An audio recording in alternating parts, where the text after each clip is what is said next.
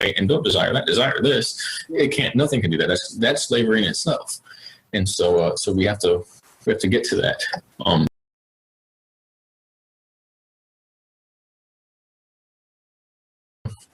They were like, let's weaponize it.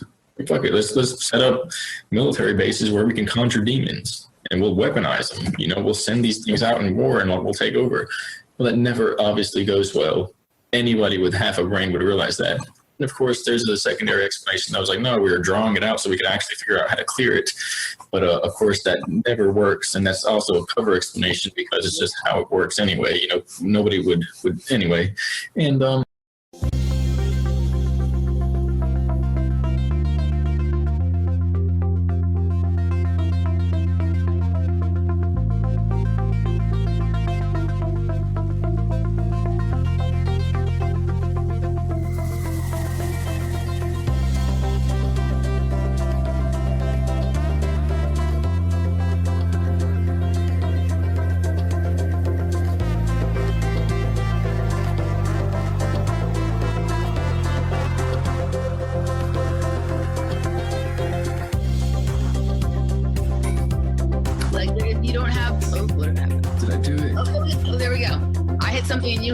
we both hit something at the same time, and there we go. All right.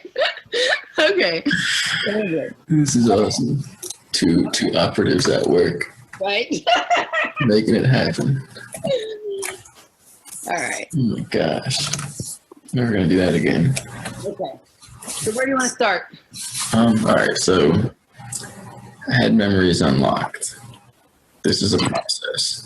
Okay, just real quick. So the question I asked you before that was, how did you find yourself in a situation where you had the opportunity to have your memories unlocked? That'll be part 2. Okay, cool. Which is 1 second away. That's fine, go ahead. So had them unlocked. It's something one reaches when they can make it through the trauma without dying, or not without dying, but just like without blacking out. Because that's the whole point. We've all seen it. We've all been there. But everybody out here blacks the information out because it's too intense. That's kind of how it works. That's also how they hide everything. It's basically right out in the open. And so then the whole idea is, though, that for the entire time, my entire life, which is also connected to what are known as inserted memories, there are basically these, which we're just going to call, because that's what the official name is.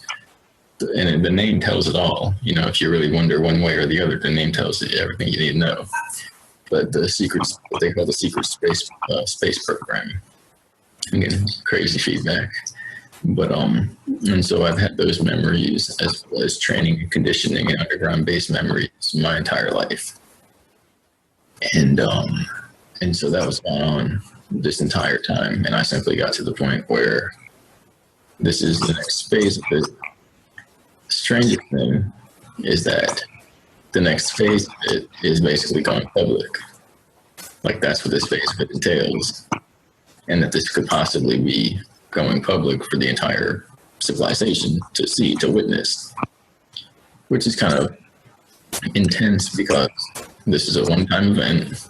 This is something we've been building up to for the entirety of the civilization, depending on, you know, where you look at the interference and the influence and what's gone on. And you know, I can go into that because it obscures perception because of the time-altering technology that's been involved to the point where it started in the 40s, 50s, 60s. But because of that, it began 1,000 or more years ago. And it all jumbles together like a big mind F, if you want to call it that. And so, and then on top of that, it's one-time thing. It's going to influence the world. All this manipulation, all these events, it's been leading up to this unveiling.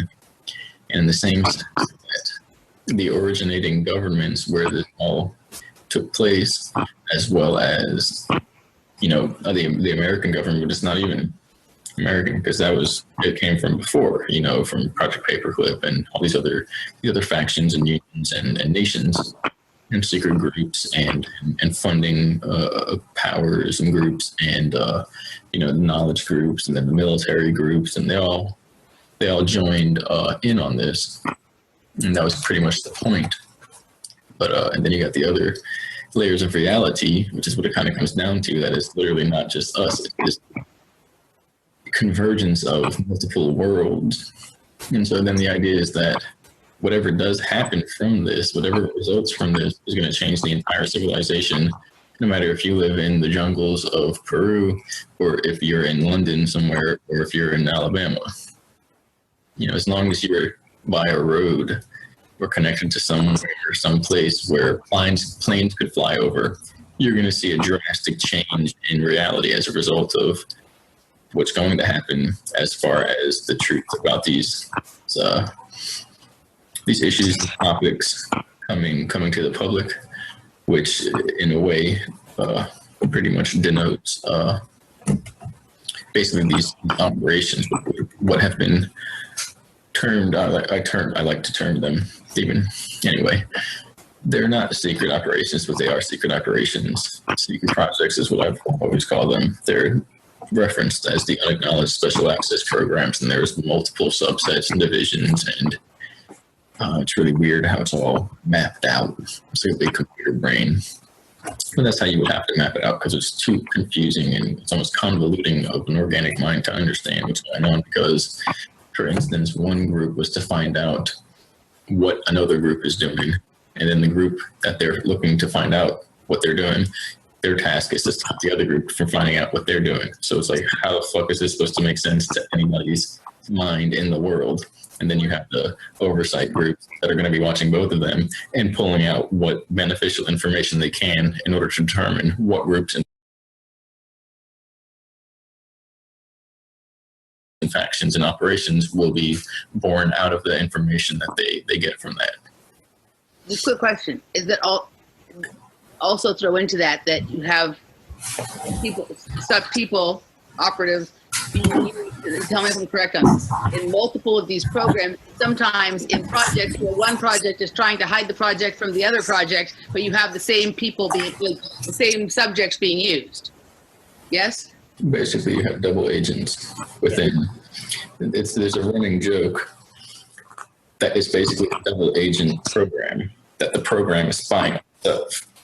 That we send a double agent out that ends up coming back spying on us and giving us information about the group we're spying on, which is also ourselves. And like writing everything down. And it's a big game. That's literally the spy versus spy operations patch, which is I can't remember. I just call it the spy versus spy. I just looked at it the other day and I remember they all have their phrases that's based upon that idea.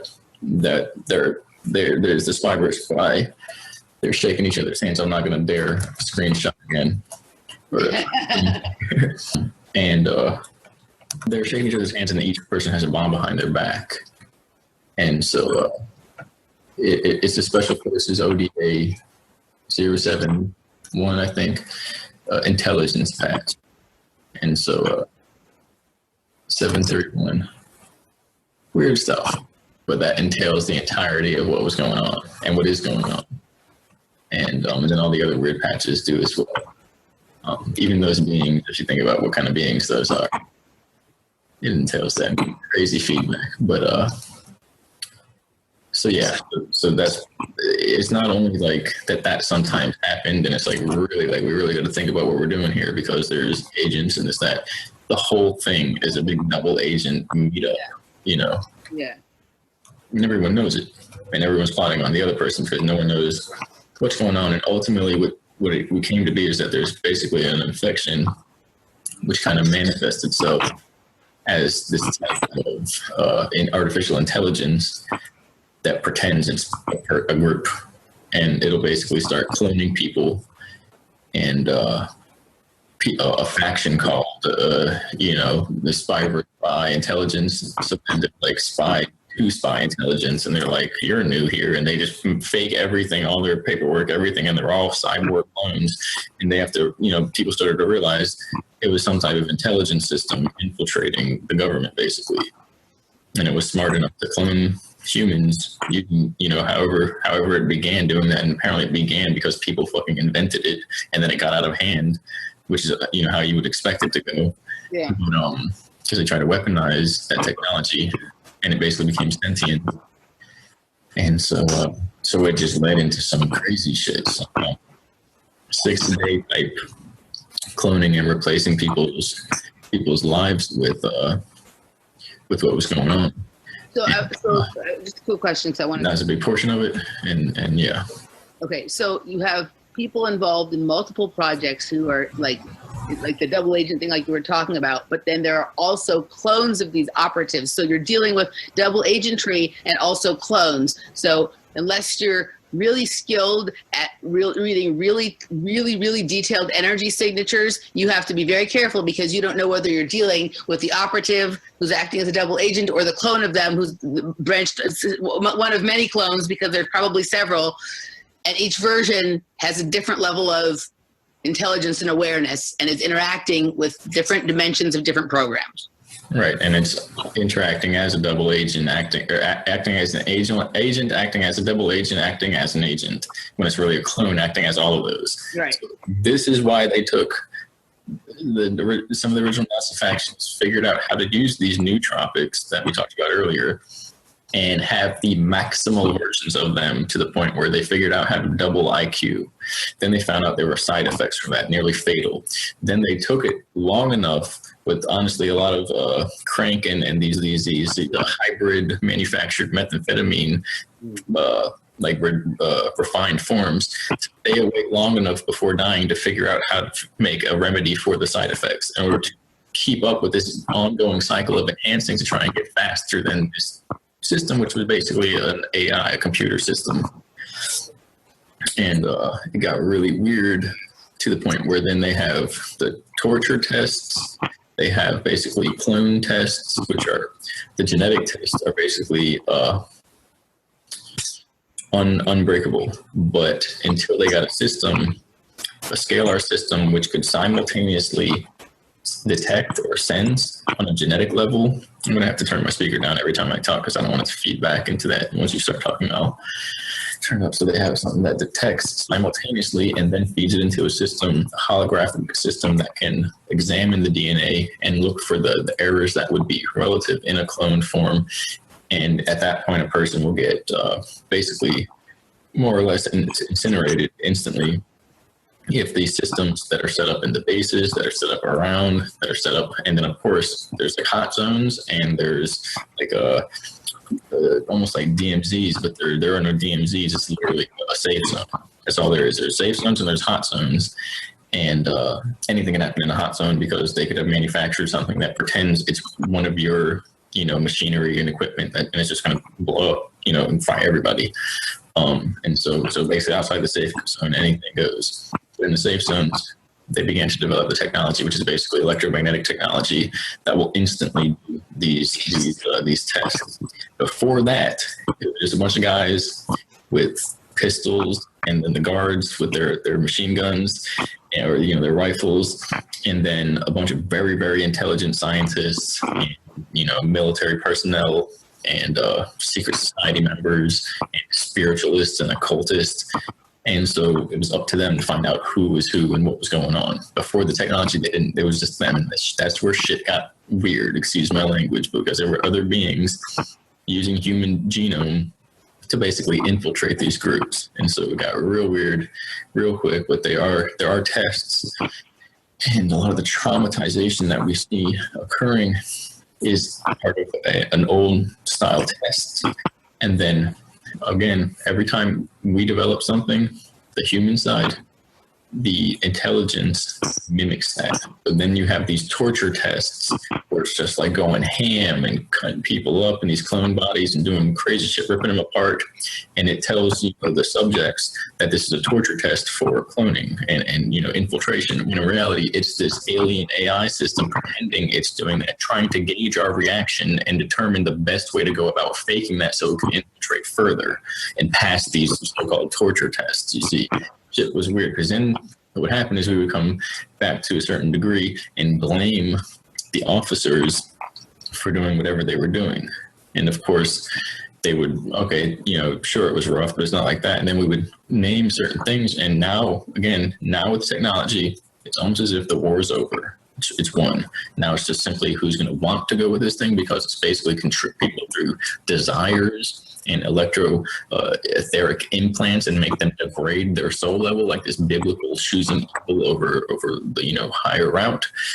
And it can't force itself in anymore, because they can set up a bomb that blasts it out and destroys the whole etheric implant field on the planet. But if it's entangled with the consciousness of individuals, they'll go with it unless they learn how to detangle away from that. Basically, it'll be like their system's frying up with it. So you're in this crazy system. You can use your imagination to determine the pathway from there out of the system and so on. And you can see that happening.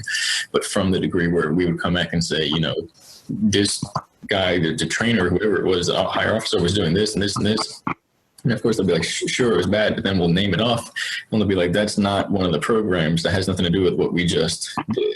And now what I was saying is that they can look through your memory and be like, oh, there's an inserted memory that was put in by the computer. That was literally, this didn't happen. Those weren't humans. None of that happened. You're the only person with that memory. It's a server system. And because we're all protected, they have basically an electromagnetic shield around themselves. They don't have the memories, whereas it would normally try and dole it out like a server system. And so you can single it out where it's going on. But at first, that's what would happen. And we would perceive everyone turning on each other and just like shredding each other. And that was the ancient insanity war that basically spread from one planet to the other. But it was a digital holographic infection that blended into this advanced technology, transdimensional server system, because it comes from essentially an alternate dimension or a universe where this happened before, and it took over, dried everything up. Now it's looking for more food and lied in dormant wait, and had to wait for somebody to channel it basically and connect a portal, a pathway for it to connect into this timeline. But those are the freaky methods, like Alien versus Predator on steroids and acid and meth mixed with like the Chucky doll fucking Child's Play series and demonic stuff. And then with like, Hal from Space Odyssey, computer system going haywire. Like these are all movies for that anyway, to describe it, but that's literally what it was like. Okay, so a couple things come up there. You just said a whole bunch. And sorry. No, it's great. Just you do you how you do you, and it's perfect. So okay, so some of it I'm going to have to think about for a while. But the few things that come up is you mentioned something about a crank that was like a super crank, so people could stay up long enough to figure it out. One of the things that I like, I don't know if I call it a memory of, but an awareness that I have that I haven't heard anybody else talk about. And you said super crank, it's the closest that I can think of. So I think that there is a kind of math that is programmable. And so is it possible that this super crank that they were trying to stay up, but they were falling asleep before it happened, that there was actually something programmed into that? Because I think at a certain point they started inserting technology into the math. It's always been technological on a certain level because of the way it's put together, but they started programming the certain parts of it, and it was almost like, I think there's like something in there that when you get to a certain point, it's programmed to kind of shut off. They could never get to the spot where they stayed up long enough to stop it. Or maybe they would get to a spot where they think they stayed up long enough because they stopped it, but they really didn't. Yes? All that would play out as far as the illusory false awakenings, like the plans out, and it's like you did it and you're just in a side reality of it, which is kind of a form of psychosis as well. But they did get to the point where everyone gets around in a circle and cross-references each other, and then they develop these computer systems that are electromagnetically shielded to the point where they can't be influenced. At least it would automatically send, a warning system if it was. And all these systems they don't make decisions. Right. They simply record. And while they're passing out, going in and out of realms, doing this, dreaming, everybody hacked each other up, coming back to their body, realizing that was that, whatever, then they can go back and play the system and say, well, half of that was inserted memories by these archontic systems that developed in that. And then there was, it's funny that you say that, there was programmable, basically drugs that they inserted code that would basically operate in the mind in a sentient manner, as if it's drugs guided towards controlling the trip, the high for you, to the point where then you can they don't need drugs, because now they can just run the codes, and literally they can use scalar machinery to introduce these effects. Yeah. So I think that there's So basically, I think that there's a technology that was at a certain point they created drugs that had technology in it that allows them to, I think there's a couple of things. I think there's something that while you're on it allows them to read the frequencies of your brain in a different way, record things, and then somehow your body emits it and they're able to pick up the recordings off of that. But I also think there's stuff that stays behind and then has access to the different parts of your brain and psyche, imagination, all that kind of stuff that you were just talking about, to the point where they can, it's almost like some kind of projection device where they can see what you're imagining, but they can also project things onto it, aside from just the regular kinds of shit that they can do with waves and technology. I'm talking about something a little different, something that carries information and holds information and exchanges information a little differently. Yeah? These are sentient computer systems. And when a sentient computer system operates like a feedback system or unit, and then you lean the feedback to a certain angle of frequency or emotion or mentality or hallucination, shift modality in like a Photoshop or a digital editing software, okay, you have an artificial hallucinogen. You have artificial psychoactive drug. And that's what was going on. And then you combine that with the ability to transmit what's happening in the brain neurologically onto a monitor for others to see that, or a complicated system that psychologically profiles and then can tweak the profiles. And you get I wrote about this a little bit, which is just some side post that I made, which is basically that I kind of worded it in a funny way as well, which is that the human experience is it's basically a drug experience. It's a neurochemical high that we as spiritual beings experience. Excuse me. And it's almost like, I don't know, you think of all the cliches and terminology to combine with that to make it kind of funny, but you basically take the human experience, and a lot of people are addicted to it spiritually, and that's part of the problem. That even if you're not going to stay here and become spiritually your spiritual home realm, you miss work for the next week or something. Even if that doesn't happen, the fact is, on this experience now, we're all skewered. It's like a fiend type effect where we can't organize and learn the things that we're going to do. Ultimately, when these systems go haywire, that's what happens, and a person goes into these psychosis levels, which are essentially technologically born.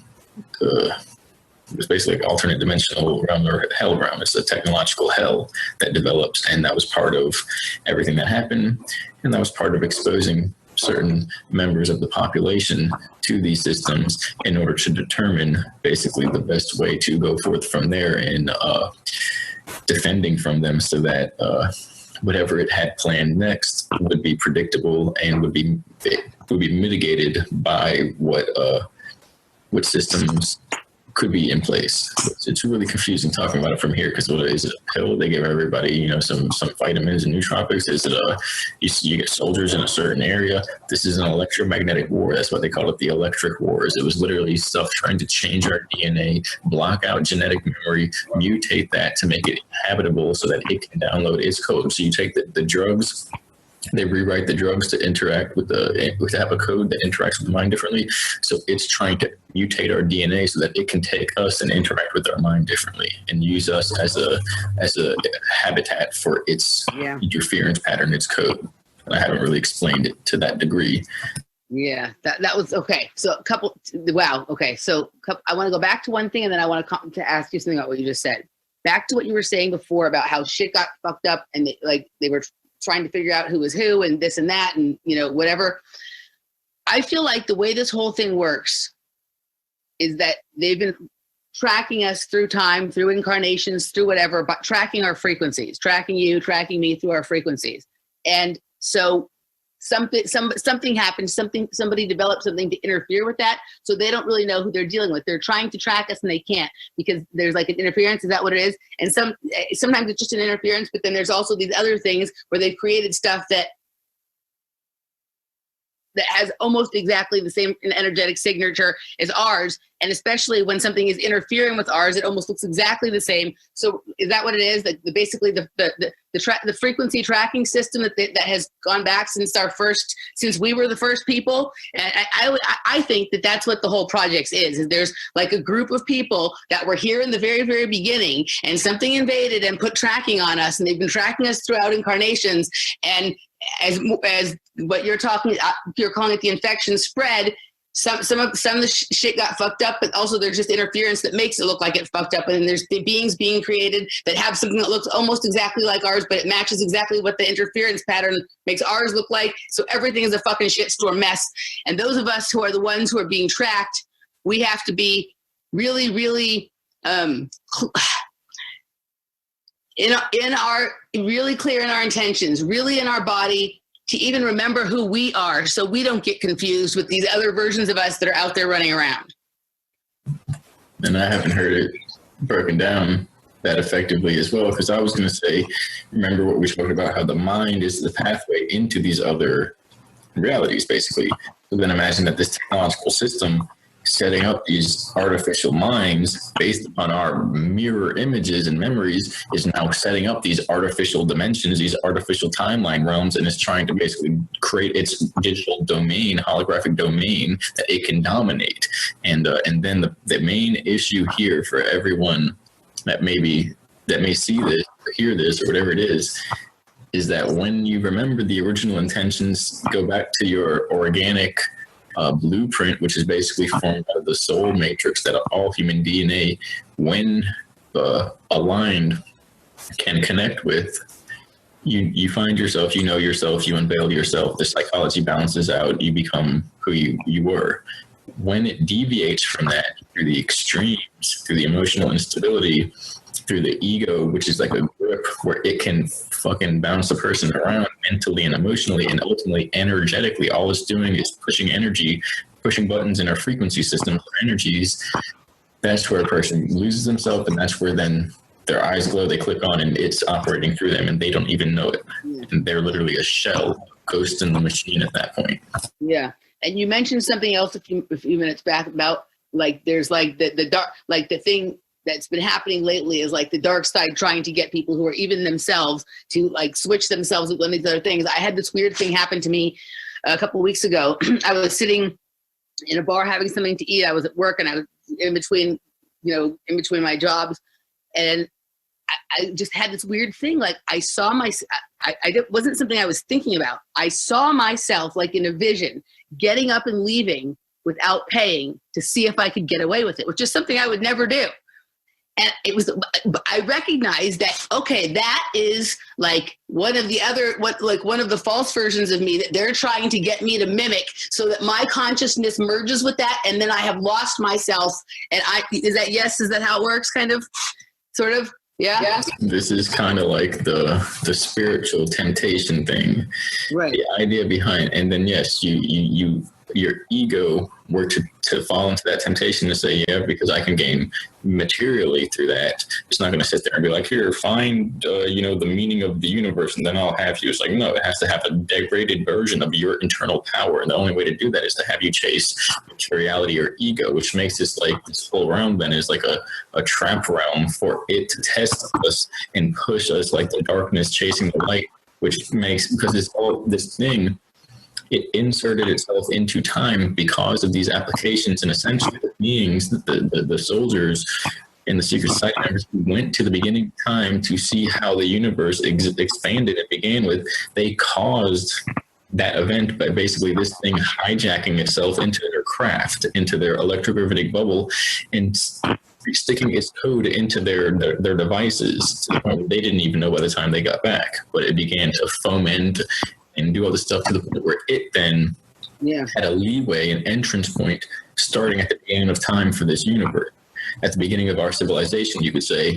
So now this whole gradient time fractal shift geared in this battle between AI and organic consciousness from then on. And so every facet of what can be is going to lead into that or away from that, depending on which way the person's going. But that's what it is basically describing it. And it's, one last thing is that for this section is that what we're talking about with the time stream before, how when something introduces a level of weirdness that you didn't expect before, now it's like the Neo or the Matrix and the operators, the programmers, it now has an insert point where it can put its code into their system. That's how that weirdness, that temptation, that into the ego, that whatever it is, that's how it operates. It needs the person to go outside of their normal organic parameter systems, and it can operate through reality like it's a programmed code. And that's because it's in the DNA. It's hiding in the code of reality. It's not literally, it's something out here. It would have to build a craft, inhabit it with genetic material clone bodies, and then come around. And we see those beings now. We see them popping up. And they're actually, apparently they have all methods now to nullify this. That's why we're talking about it, because A, it's too far gone, we're done, or because they figured it out and now it's just about telling the civilization to knuckle the fuck down, clear your shit, get rid of ego, forget that, because it's going to blast off soon and all that shit's going to go out the fucking window into an alternate dimension. And this thing's been hawking our species since the beginning. Yeah, I have another example of that I think maybe will help people to understand. This happened several months back, and I think this is like, there's these little things, these weirdnesses that act as almost temptations, right? And sometimes it's not even like a temptation that's like appealing to like some bad side of yourself. Sometimes it's just trying to get you when you're not paying attention and you just go along with something. And I had this weird thing happen where, so a company that I work for had like a class action lawsuit. Or like the people were suing them because of, some not getting proper breaks and whatever.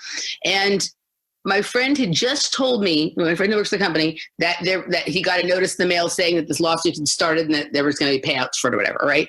That very next day, I get a check in the mail. Okay, I come home, my dad said a check came in the mail for you today. I opened it. And there wasn't a lot of information on it. It was for like something like $564 or $654.72 or 27 cents or something like that.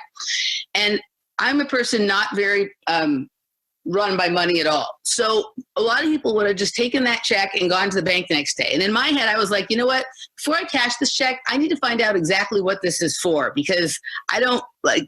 I just heard about this from my friend. There hasn't been any explanation. So the next day, so I'm going to wait. I'm going to find out what's going on before I cash the check. So I go and do like a little investigation into it, find out what it's for, but whatever. And my friend is like, well, that's weird. Like how did you get it so fast? I haven't gotten it. They're just saying that now they're starting the thing. And by the time I went back, so the weekend came, I went and looked for the check. I couldn't find it anywhere. Right. And I didn't care, like whatever. I don't care about money. But I feel like had I gone and cashed that check that day, I would have been stuck in that timeline or stuck with that kind of thing. And, like I don't want money that I didn't earn or work for or someone gave to me or whatever, right? So, but it was weird. Like my dad, I'm living at my dad's house, but it was just weird to me because I don't like the idea of I can't find something. So I just wanted to find it to see if it was even there. We turned the house over. We couldn't find it. It's because it happened in like a separate timeline that I was trying to be distracted onto. Right? But like they were trying to test, see if I'll come over there for money. And I didn't. And so it disappeared. Like, cause it wasn't my dad remembers it because maybe my force or my energy is strong enough that sort of took him into that with me for that period of time.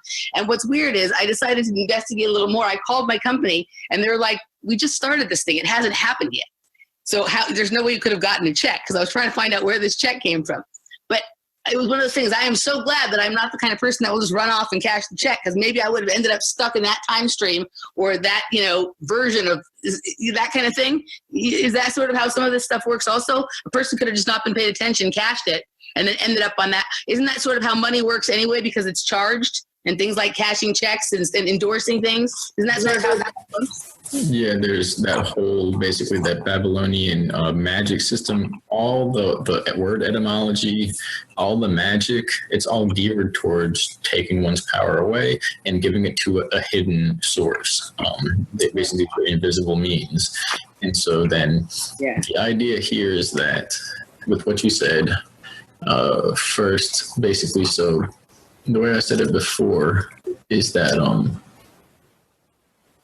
so it's like it's creating a replicated version of the self, which is based upon what a computer system could gauge about you if it were to create a life of, like a Barbie doll, Ken doll life that it thinks you're gonna like go along with. And while it's literally trying to expand its own, that's all it is. Like it operates on viral parameters. That's all it has. How is it gonna make it look cool enough for a person to want to go into that? So obviously it has nothing to do with what a person would actually be about, because it can only see on the surface. It can't see the immaterial, the soul awareness, because the original awareness of a person comes from an original dimension that it has no access to. And that's part of this whole weird system. It's protected, but we're like in this, like the hot zone here of the universe, and all of our species is in the hot zone. Yeah. And so then that replicated version that it would try to insert memory, insert desire, insert feeds, which really is very simple for it. All you got to do is you map out the brain as a holographic projection. It's basically a hologram, and then tweak it and modulate it so that it malforms into one that is going to be accepted by the consciousness of the individual, which is basically ran by the soul awareness of the individual. Allow themselves to degrade from that original format, and that's through the ego temptation, the weirdness. Basically a side action diversion of the original consciousness, because then it allows it to insert code into the reality data stream of the perceiving individual, which here's the interesting part. Well, to continue on that, is that it does that because that degrades the power of the individual. And once it's degrading the power of the individual, it gives it more opportunities to manifest itself, or manifest change and influence. It can manifest manipulation at that point. If it's doing things that gives a person more and more and more power, it's going to disappear one day, because it's like, oh, it painted itself into corner. That's not logically how it would work. Yeah. And so, like, if the individuals help towards organic unveiling of the soul pathway, and they gain the power, then it would lose its power. That doesn't make sense to work that way. So ignorance, temptation, binary consciousness, compulsion, lack of stability, lack of awareness, those are the facets through which the infection spreads and harbors control over the organic species. The idea, the weird shit, this goes along with what we were talking about, is that it's a time delay through unexpected influence based upon variables that are interacted with that aren't organic or stemming from the original pathway. You could say the original pathway of the person, which is consciousness. It's like a flower; it expands, and their soul lights up and lines up, and all that information, the tree of life. And there's been, distortions of that Gnostic information. But the idea is there's development. That's what we're supposed to do. The original pathway, that's what we did. The original timeline, humanity. We were born, we learn, or we grow, we learn, we grow, we learn, and then we go on from there. There was no interference to this degree, okay? So the whole interference is based upon taking a person, there's a trajectory. Okay, so here's the timeline where it's fucking with everybody, excuse my language. And at any point, you can say, all right, rough it, and you get your spiritual rock climbing gear on, and you make it back to that original point. Apparently, once we get to that point, rock bottom, our species is going to have to do that anyway. Otherwise, we won't exist. And so, but the whole point is whatever it can do to get the person further and further away from that, because that distance between there is its domain. It has created that, and ultimately, it's like a time delay through that unexpected influence. Like you're in a choose your own adventure program story playing out, and every decision that goes off kilter goes further and further and further down the stream of its point. And the idea is literally that is a way of converting the energy from the source of the being, and this energy is literally, we're talking about physically the electromagnetic energy, but we're like step down converters for the universe, just like the sun is a transformer device, an interdimensional transformer device, the life energy that shows up as this visible infrared heat and all that energy that we incorporate into our DNA. And it takes us as reality generators, choosing our own adventure, creating realms through this process to make its own playhouse with dolls and everything for it to live and sustain itself, subsist off of our organic energy. It can't create its reality. It can't sit there, view itself, be born, and make decisions, and from there be painting into the universe these realities based upon our consciousness and the expansion patterns and opening and cleaving time into new dimensions. It can't do that, but we can. So the only way it survives is by hijacking our original signal, or hacking into the relay system and putting its code in to the point where we begin painting reality for it, building its dollhouse, building its reality stream.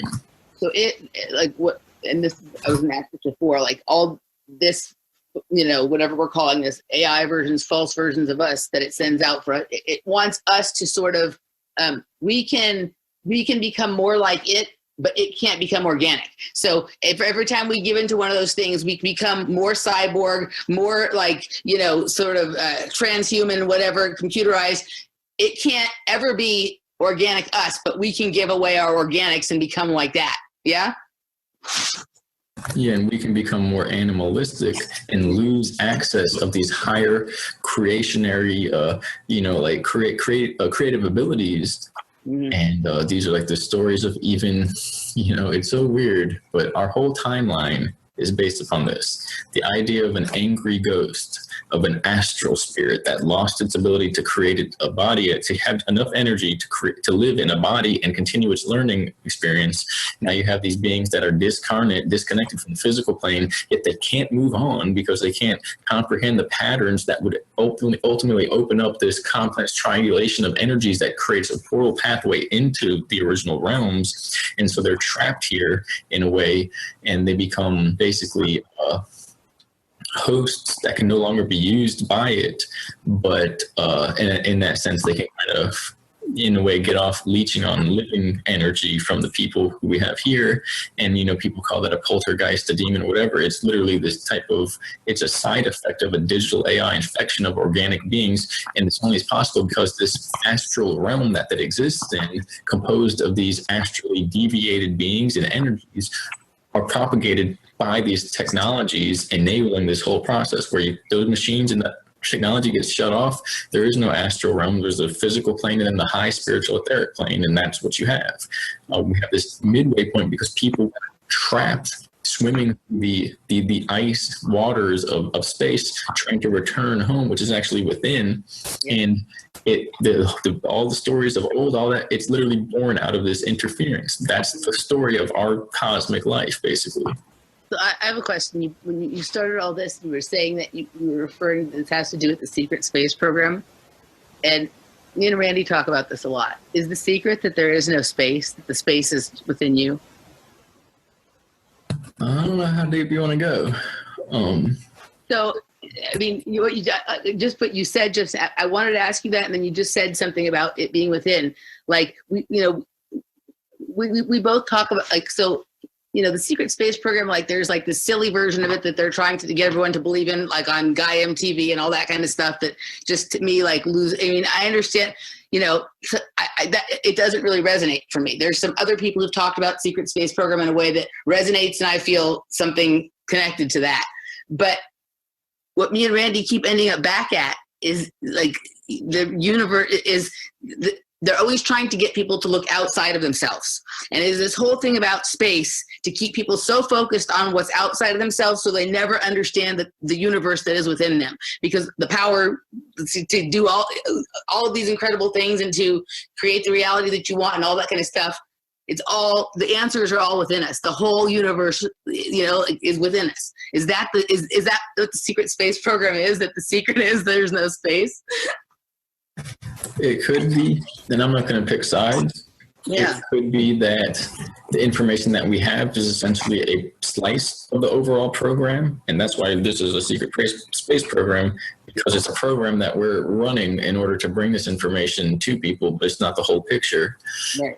And if you're going to say there's no space, then you might as well say that we are a fractal mirror image of the entirety of the universe, and that's why we contain all the facets of what's going on in the larger system within ourselves by default. And to get, to continue, the point is that it might not be that there is no space. It might be that space is basically not what we think it is. Right, I'm sure of that.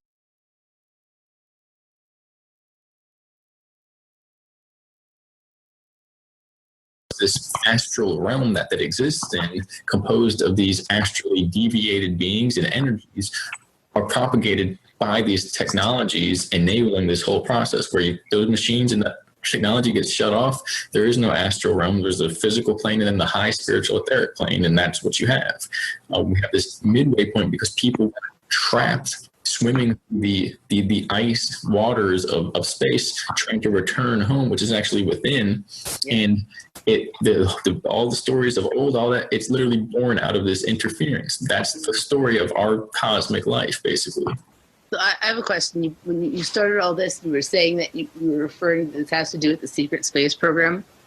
And me and Randy talk about this a lot. Is the secret that there is no space, that the space is within you? I don't know how deep you want to go. So, I mean, you said, I wanted to ask you that, and then you just said something about it being within. Like, we both talk about, like, so, the secret space program, like, there's like this silly version of it that they're trying to get everyone to believe in, like on Guy MTV and all that kind of stuff that just, to me, like, I understand, it doesn't really resonate for me. There's some other people who've talked about secret space program in a way that resonates, and I feel something connected to that.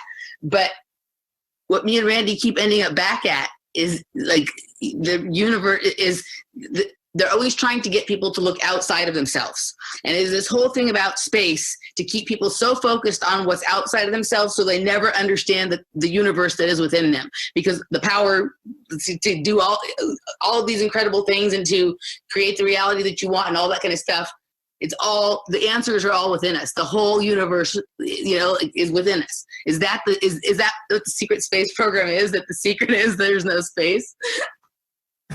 It could be, and I'm not going to pick sides. Yeah. It could be that the information that we have is essentially a slice of the overall program, and that's why this is a secret space program, because it's a program that we're running in order to bring this information to people, but it's not the whole picture. Right. And if you're going to say there's no space, then you might as well say that we are a fractal mirror image of the entirety of the universe, and that's why we contain all the facets of what's going on in the larger system within ourselves by default. And to get, to continue, the point is that it might not be that there is no space. It might be that space is basically not what we think it is. Right, I'm sure of that. Space is a liquid. It is a black etheric liquid that one must use an electromagnetic bubble in order to travel through. Because if we were to take our physical bodies and go there where the electromagnetics of Earth and the consciousness of all people are generating this electromagnetic field where we can touch things and have particles floating around and stuff like that, we would either bounce off of it like it was a tough liquid, like saline, and that guy going to the bottom of the ocean finding a liquid saline lake that he couldn't penetrate, and or that we would just go and be like, we're doing it, and as soon as we pass the barrier, everybody would just shut off and go to sleep because our central nervous systems would not be able to operate outside of the Earth realm, outside of the biosphere that's here. And there is they give us explanations for both. So basically, one is that you can go into space, but you have to use an electromagnetically shielded bubble, which is literally as if you're cleaving reality as you go. It's literally like you're dreaming inside of a bubble, and your craft is creating your thought dream bubble outside of you, around you for that. It's not like you throw a rock and it just floats through. It's like there's literally nothing there. You have to create a beam of existence from your place of origin to your place of where you go. And at that point, it's like a lightning bolt shooting you to where you're going at that point, You're not sailing across a empty void. There's no such thing as the empty void. Everything is full.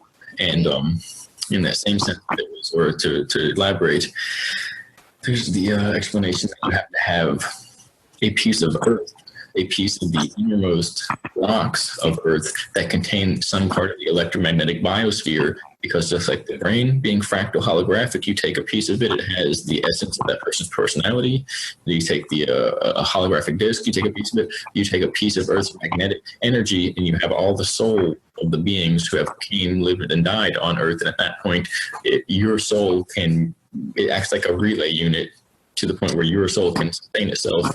And without that, your soul would leave your body, zap back to the biosphere of the Earth, and your body would just sail out in the electromagnetic craft wherever you're going, And remember, the bubble is like your cleaving through like a lightning bolt versus just like floating through space. Right. And then there's explanations, which is of course what the fuck they do, excuse my language, that was how it worked, but it was also a source of the infection because they were using, some people would do that and they would use meteorite fragments, which turned out to be part of this AI goo that came from the moon and Saturn and these other systems, and they're not planetary rocks out in space, holographic fractal environments, code systems like on your hard drive on a server system, IP addresses, and that was basically the infection harboring itself on materials that would someday breach into our biosphere and reintroduce itself into our timeline. Wow. Okay. So a couple of things. So I've heard you talk before about like, because some of the things you just said touched memories that I have of experiences and training and things like that. And I've heard you talk about like training for like the climate, different climates, so your body be able to adjust. So is that what you're talking about? We go into this, in the bubble, out into the black liquid, right? Your body has to be able to adjust to that. And there's training and testing we go through for that, yes? Technically, no. That you got to basically, you got to get mentally tough. Because when you look out and there's just blackness, and then you see whatever planetary environment that you came from basically shrink into the distance, right? Instead of like stars and suns, and we're this far away and we're this far, you're just in a sea of blackness, and you can feel it in your mind, your body, your soul, that you were separated from all the things you knew and felt as home or anything related to that. You know, we have magnetite in our foreheads. You know, when you go to Florida from being in, DC, Maryland, or Colorado, you know, there's a difference in the feeling. So imagine all of those differences turning to null factor, which is kind of the idea behind this, is that it's an electric universe. The sun is I had a chat with my friends, my roommate and a friend, just like, the lens effect. Yeah. When a magnet moves through metal and it's conductive, it picks up, the interference pattern creates a charge, a voltage, and if it's like a copper tube and a magnetic metal, you have a non-magnetic metal and it'll just fall through the tube. You have a magnetic metal and it hovers. It seemingly hovers because as that weight is picked up and flies through the tube at the speed of gravity, the acceleration rate of gravity, it converts that into a charge, and as it continues to accelerate and continues to convert to a charge, it basically is as if magnetic fields are squeezing each other, and it's like it's converting the downward motion into a charge. It's the same thing with a alternator on a small 2-cycle engine, where the magnet will be here and the metal will move through that, and then each time it'll be linked up and timed out to put a charge, a volt into the voltage into the spark plug, and it would ignite the gas at each time the spindle, the crankshaft rotated, which would be the same as the I'm doing it over there. The crankshaft rotates with the same as the piston moving up and down. And so then every time the magnet gets here, it puts a voltage through, it lights the spark plug, it pops the gas in the piston, it goes back down, and it's all one competing cycle.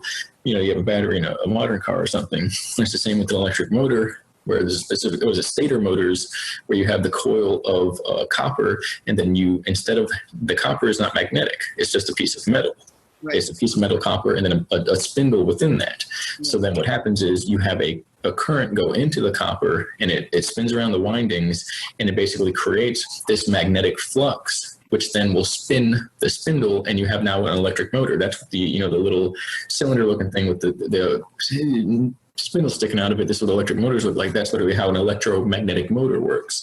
And so now you have the sun, which is a type of cold fusion electromagnetic device, whether we're here and it's basically spinning around us, but we're, rotating in space, or whether we're flat and it's moving around us, whichever you want to call it.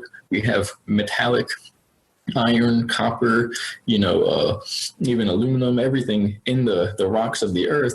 And then we have an electromagnetic system, or whatever you want to call it, spinning around it, or spinning around this way, and it's the same effect.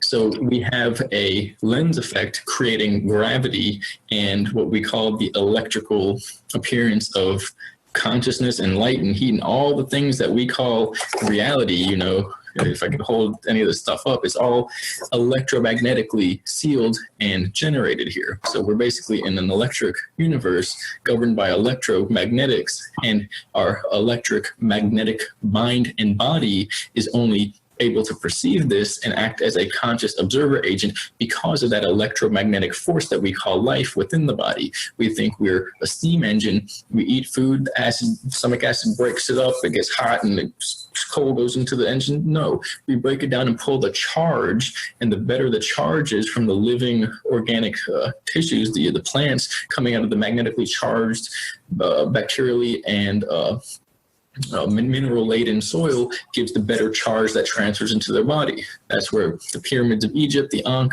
the Jed pillars, that's where that all comes into play. And it's really weird, but we'll get there eventually. What they were doing with the infection, what they were doing to fight it, how were they dealing with it, how were they expanding, what those pillars did, what the pyramids did.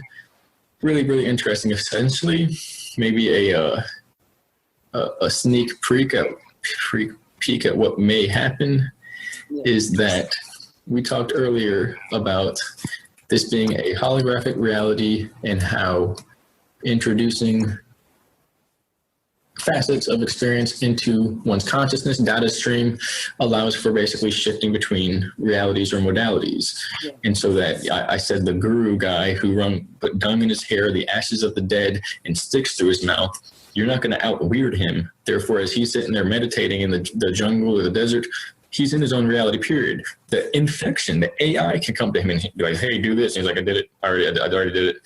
I already did that too. I have no ego. It doesn't matter. Nobody can get him. He's good. That's why certain practices are doing that. It's the secret societies, they're doing that, but they're also wearing suits and ties, trying to basically integrate into this civilization so they're not just going to bail out in the mountains when the time comes. They're trying to help. And of course, there's infiltration everywhere. But the idea is that I lost my place, but I'll let you go. It'll come back to me. That's okay. So I asked you my weird question. And again, it's not something that I was like, that I'm set on, that the secret is that there's no space, but you brought that up when we first started recording here. So you couched this in, okay, this has to do with the secret space program. What do you see that as? Like why is that what you started this off with? All right. I just remembered. So basically the weirdness, introducing everything, when we're all in a circle, that's how the infection gets cured. That's how it gets cured. Yeah. We all get in a circle. The electric devices bound us off in time. And the systems that are ran by humans get a readout and says, all right, you got so-and-so hours. You're either going to clear the infection or we're all going to be incinerated. That's how it works. And then they start upping the energy. You get power to create with your mind, if you will. Yeah. You're going to see people start creating weird fucking shit. All the weird shit, okay? The horror movies, the perversion, the weird shit, that's going to start fluttering out of people's minds like the ends of the earth opened up and hell is on earth. When the people who want to heal get in a circle and love each other to the point where one by one we see somebody going nuts, we grab that person like, no, snap the fuck out of it. Yeah. It's as simple as doing that. And with that person going, you know what, you're right, leaning towards that, the devices, the healing devices, the scalar crystal technology can assist in that. If the person's like, no, I don't give a fuck, healing that person is like ripping their soul out of their body, their electro holographic tendencies, desires, consciousness. It would be akin to inverting it and turning it inside out and ripping them from where it's literally like their desires, their intentions going this way, and you're trying to take their intentions, their desires, and go that way towards that. It would rip the person apart. Once they agree, yes, healing is this way, we're going to work for it, blah, blah, blah. It's as simple as that. But the power of each individual now maintaining collective focus through these, and it's not, you don't need devices, they're just going to be fucking around. That's how it works. But each person basically being a device to themselves through this electromagnetic grid. And basically we're in this grid and it's going to get shut off once we all do this. But until then, we're plugged into this fucking false matrix grid, and each person combining their efforts, focusing it like a laser, we can clear the infection on each person. And we can also observe, and the act of observance causes it to rise to the surface, because it sees that as time stream opportunities for it to hop and jump and hijack. It's almost like cat and mouse bait and fucking and everything. And for 20 years, we were the bait. Yeah. And so that's how it works. So that's how they figured it out. And it's as simple as that. Stick to your heart, keep it going, and we can clear it for each other. And but that's the idea. And so what may happen, sneak peek, is that all times of civilizations are going to be linked in a spiral circle, vortex. And just like you said, you can open up platforms to collective communities. That's going to happen, and Earth is all of a sudden in this civilization circa 2016, maybe 20, 25, whatever, going to look up and go, oh, well, there's ancient Egypt, there's Rome, there's whatever, and we're all going to have to deal with this together as one cosmic, transtemporal species, civilization at that point, which is going to blow a lot of people's minds, but people have been prepared for it, and that's the whole point. I can get to your second question if you want it. That was great. I'm glad you went back to that. So yeah, continue on that path, or we can go back to the other question, whichever you want. I don't know how much more you can say about that, but there's methods about how it's done and all that. We don't really need to talk about that. But that's part of the plan, basically, to make the infection known, make it known that we know that it knows that we know, and therefore drive it into that vulnerability point. Like we're increasing the heat. We're going to give ourselves, in a way, this realm of fever to have it go to its last stand, and then we're going to decide from there how we're going to handle it. And once we make the decision towards healing, we have all this type of crystal tech, basically organic tech. Because I say crystal tech, I literally mean like crystal pyramids and stuff like that. I mean jewels and gems and rocks. And I don't mean like the Congo shit where you put the crystal in the fucking laser beam and started blasting everything, all that gorillas in half. You're talking about original organic spiritual technology. Yeah, before the kings and queens were infected, and when they wore the jewels and gems and they had their throne with the crystals coming around that, the gems and jewels, and they had their crown. That's what all that is about. It's about enhanced organic technology and mind technology to the point where they were doing a lot of weird shit, honestly. Not the perverted shit. I'm just saying the fact that you can make food with your head because they figured out how to map out these technologies, these crystal organic techs. That's weird shit. You wouldn't tell somebody, that throne over there, if you sit in it, you're going to blast off into space. But of course, they developed these inorganic technological versions in the bases. And I don't mean inorganic like it's evil. These are just supercomputer systems that could blast your consciousness into that liquid, and you go, okay, I'm flying through space. Well, no, you're accessing different partitions on the hard drive now that you weren't originally supposed to access, and now you think you're in different computers, but it's really these subsets of reality that are compressed into one, and it multiplexed into one space through this cosmic quantum computer system. But as well, they're splayed out and separated because this infection apparently skewered our time stream from being one organic stream into multitudes where our energy is split up and spread out. And it has to compress and collect. And apparently there are 7 octaves, like colors, harmonics, chakra systems, vowels. I mean, there's a few different, I can't think of them right now. And basically they compress them all the way down until the infection is cleared as heaven all throughout the other realms.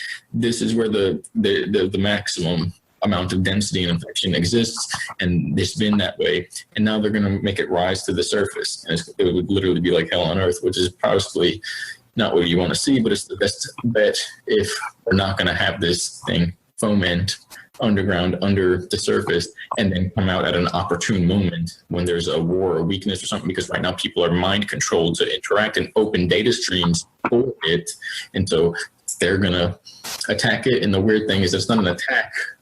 They do that by dangling people and say, come on, monster, come get it. And that's the easiest way to get it to show itself, which is effed up and weird, but that's how it works. It's the when the parable of the teachers, whether Christ was a person, the Son, a team of people. There's explanations we were given where there are two teams of time travelers that operated through Christic grids and Cathara grids and all this stuff that came from the realm that they cleared this shit, and they're trying to permeate into this one and all types of weird shit. But the idea is there's a story where he had a guy who was trying to clear the Satan infection, and I made it a story about a fucking, excuse me, I'm just throwing words out there. A video I did where I was just like, I had the pill maker and I was like showing how easy it is to use antioxidant stuff. Then I was like going on a rant about like the candida bacteria, good bacteria, bad bacteria, how these things in the body were the original infection of basically like biblical times. Well, that it allows. So that's, you said candida infection, right? Okay. So the diet I eat is for that. It's for candida. And so, okay. So I was having all sorts of health problems. And I found this woman, I heard her on Veritas, or not Veritas, Sanitas, Mel Fabric's health show. Her name was Ann Baroque. And I listened to her talk about, she had healed herself from multiple sclerosis, and she is a naturopath and nutritionist. She became a naturopath and nutritionist after this. And she's basically saying that all health problems and whatever are from candida. And so she wrote a book called Candida Cure. And I'm listening to her talk about how this all happened with her, and I'm going, this is what's wrong with me. This is what's wrong with me. And at the end of the interview, I heard her office is in Los Angeles, so I went and saw her. And it was really incredible. Like, I did this really strict diet for a period of time, cleared that out, and I started to understand, okay, so the infection you're talking about of the earth, of our reality, works exactly like a candida infection, right? So the candida is yeast, right? The candida is yeast that's on everybody's body. It's ubiquitous, and in the right balance, it's good. But when we do things like vaccines, things like antibiotics, things like too much stress and not taking care of yourself, it strips things. And the yeast, the candida, is a yeast that's just waiting for that opportunity to take over, right? So it takes over and it turns into a fungus. Fungus grows and pokes holes in our gut lining, and that allows parasites in. So then your system is full of parasites. It's exactly like what we are living now. Right? There's always going to be the sociopaths, the psychopaths that are there. They have a right to exist too. They're part of the balance of things. But as soon as you get out of what we were talking about, as soon as you are not being conscious of your decisions and you get distracted, or you don't take care of yourself and you need help from something that isn't organic, it's waiting to take over, right? And then they set up a mushroom garden in your fucking body and in your consciousness and in our reality. And mushrooms grow really fast, and they have a consciousness, and they grow, right? And then we end up with this situation where they've poked holes in us, and they're parasites, and they're eating us. And, the infection that you're talking about is this parasitic consciousness that we allowed in because we weren't being mindful of all the things related to our body, our mind, our consciousness, how we treat each other. This realm is operating exactly like candida operates in the body, yeah? I have to go to the bathroom really bad. You almost convinced me to just stay and like pee in a jug or something, which I probably wouldn't. I would have just done it if I had a jug around. But go potty. Back, and we're gonna talk about this because this is like the shit. This is like the space program. All right, cool.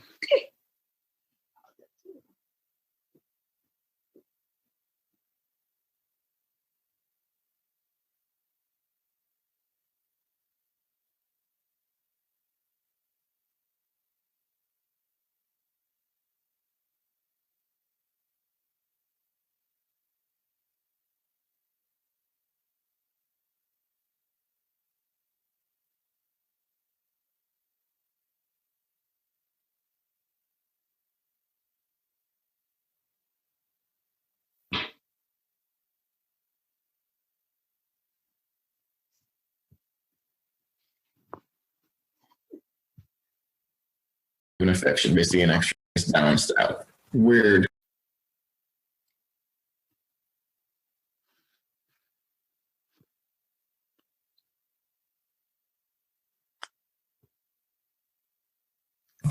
Some weird thoughts. Did you like that breakdown? Was that good? This is all. They're coming back through time to plant seeds of consciousness in our species so that by the time we reach their time, everything's balanced out. Weird. That's how it works.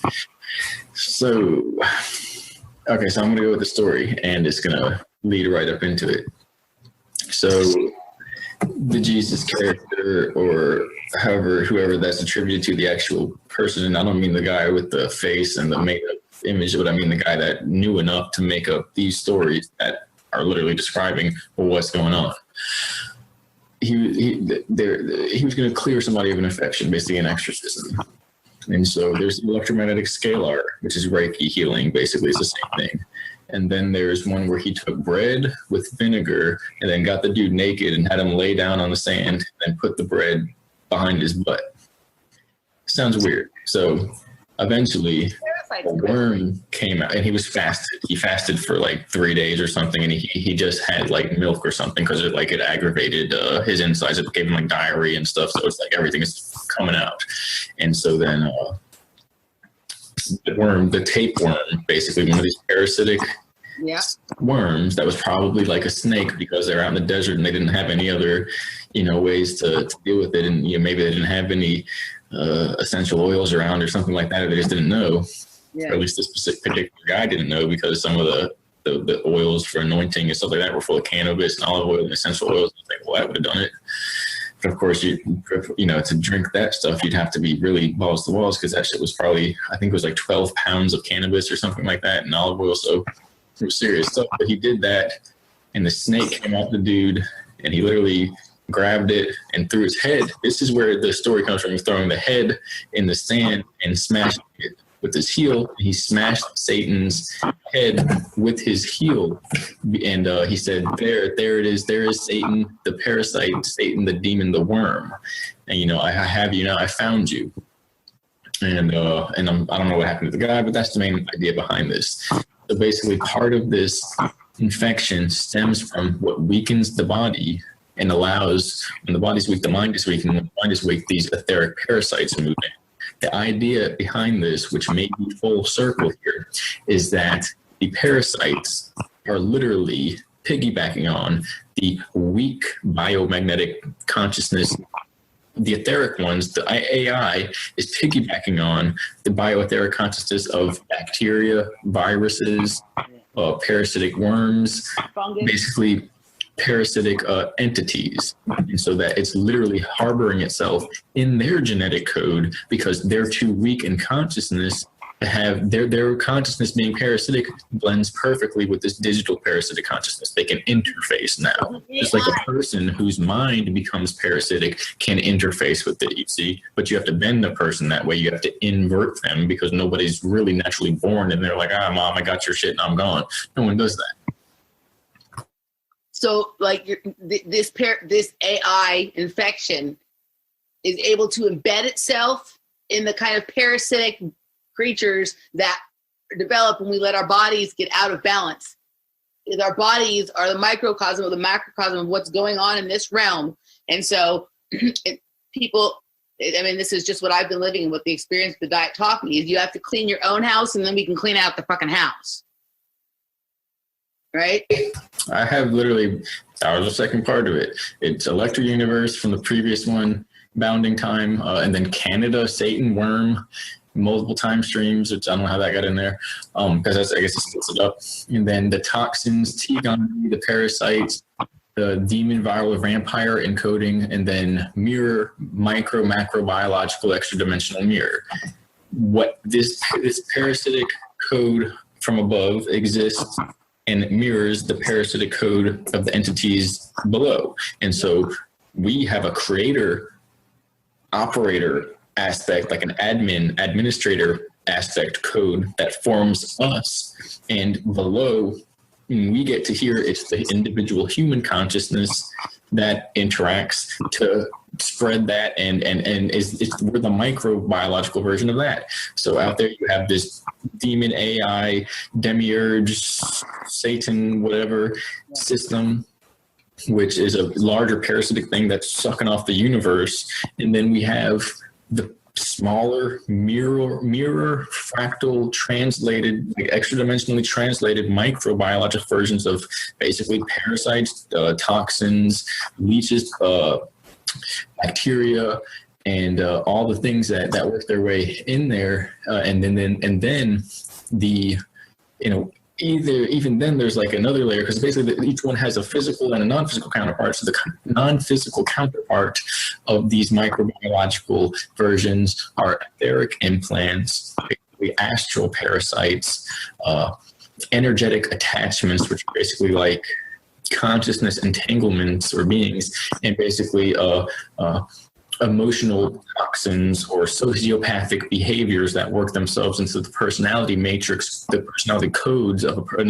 individual, and be passed through DNA, and a person can get into somebody's fucking face and mess with them, and they pass the demon. Basically, the evil eye is the ability for some of these societies who figured out this was going on. And again, it's an over masculine society, so they were like, let's weaponize it. Fuck it, let's set up military bases where we can conjure demons, and we'll weaponize them. You know, we'll send these things out in war, and we'll take over. Well, that never obviously goes well. Anybody with half a brain would realize that. And of course, there's a secondary explanation that was like, no, we were drawing it out so we could actually figure out how to clear it. But of course, that never works, and that's also a cover explanation because it's just how it works anyway. You know, nobody would anyway, and so it attaches through that, and these are the entry points now, the sacred sites, the ceremonial, ritualistic sites, these monumental areas, these are the access points, and it's pulsing itself out into the consciousness of the society, of civilization, and it light traverses a laser shine through a virus. There was a Russian experiment, goes through that and through glass, and they could get the virus to show up on the other side of a jar, right? So your eyes are scalar laser weaponry essentially, and can pass they can fucking pass love, and you can heal somebody. And so the other guy can pass the demon through that by simply staring into somebody or pissing them off and getting that vibe and bleeding that scalar emotional frequency into their auric system. Yeah. So that's what we're looking at. And the whole point is, it is like a candida infection, leaky gut syndrome. Yeah. And then it pushes the undigested food and the toxins and parasites all throughout the blood. And now your blood's saturated, your body's constantly, or the person's body is constantly in an inflammatory sinal drippage, gut expanding, loosen the belt, tired, you got to go to sleep after a meal system. And that's it taking over. That is the parasitic host. That is the demon host of biblical times. Yeah. Yeah. And it connects to it because it's in a macrobiological system, so one mirrors the other. That down here means there's something up there doing that. And when we clear it down here, we clear it up there. And the other thing is that condition in the body also, I think, leaves your DNA in a vulnerable place to be altered and rewritten. Because I had a really interesting experience. So when I first went on this diet, when I was about 6 weeks into it and my body was just starting to feel really good, I went to a dance music festival kind of thing that was on like an ancient Indian ground, right? And I have a different experience when I dance on the outside and on those kinds of places than when I dance like a warehouse party. And so my body was feeling really good, and I had two really cool kind of experiences happen. I had first, it was cold, so I was wearing gloves that a friend of mine had that lent me. And I was dancing, and I was having a different weird experience. Like I was seeing different kind of geometry than I normally do. I was seeing what looked kind of like some of that like Middle Eastern, Iranian kind of art, that kind of like stuff. My friend is Iranian. It was the weirdest thing. I found out later, these gloves belonged to her grandmother, and I kept seeing this woman when I was doing it. I was like pulling her energy through the geometry. I was wearing her gloves, right? It was really cool. So I had that happen, which is nothing I'd ever had happen like that before. But then it was during the period of time, it was right when the Edward Snowden thing happened, right? And it wasn't something that I was super focused on, but it was in my subconscious. And I was sitting there dancing out on this Indian reservation. It's beautiful. The stars are up there. And literally information started coming down to me from the sky in like a spiral. And it was explaining to me that this whole thing, like why this Edward Snowden thing was happening. Like there was many levels of information embedded in it. But for me and for people like me, there's a couple of messages. First of all, the first message was that only the focus on encryption was trying to let me know that the only secure encryption system is our DNA. Even if they hijack it, it's not the information that they're able to pull from it is not going to be the same to them as it would be to us. So they would read it and they would get something slightly different, right, than what we would get from it.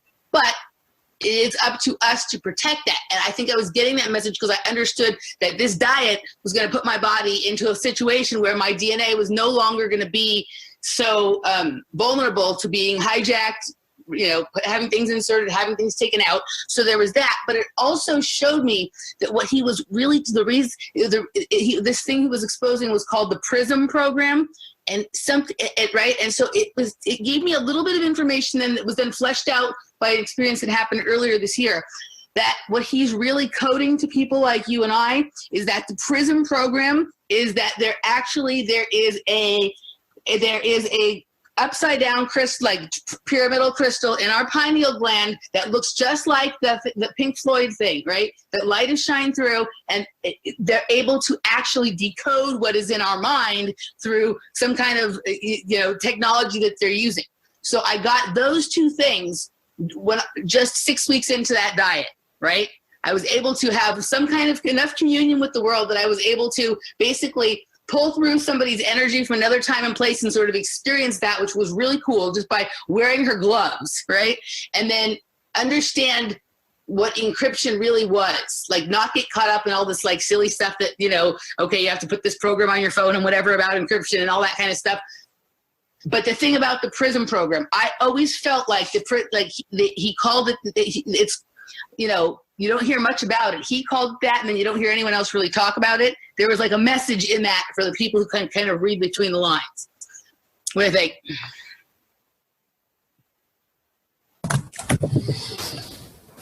So you read between the lines. That was the message. That was the encoded frequencies. That was why these events happened. Had nothing to do with some guy. Had nothing to do with any agencies figuring to get caught looking at people. Nothing to do with it. Had to do with them offering up the opportunity for people to realize that they are the encryption. And so this is so effed up.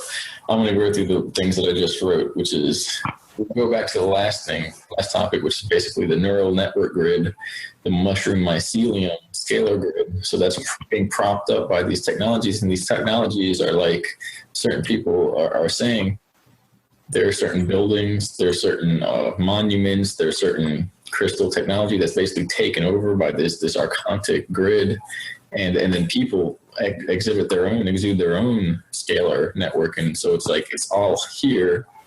You don't need a flying computer to make it work. We're in a computer world. This is literally weird as shit. So then, what you just broke down is something that I was shown, like with charts and stuff in the bases.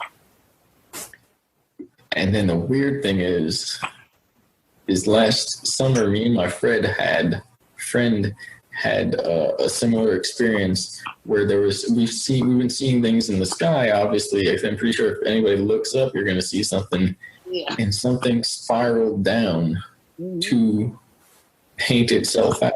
And it was literally and so I'm over there like, I'm not fucking with that. That could be all the shit that I just mentioned. Excuse my language.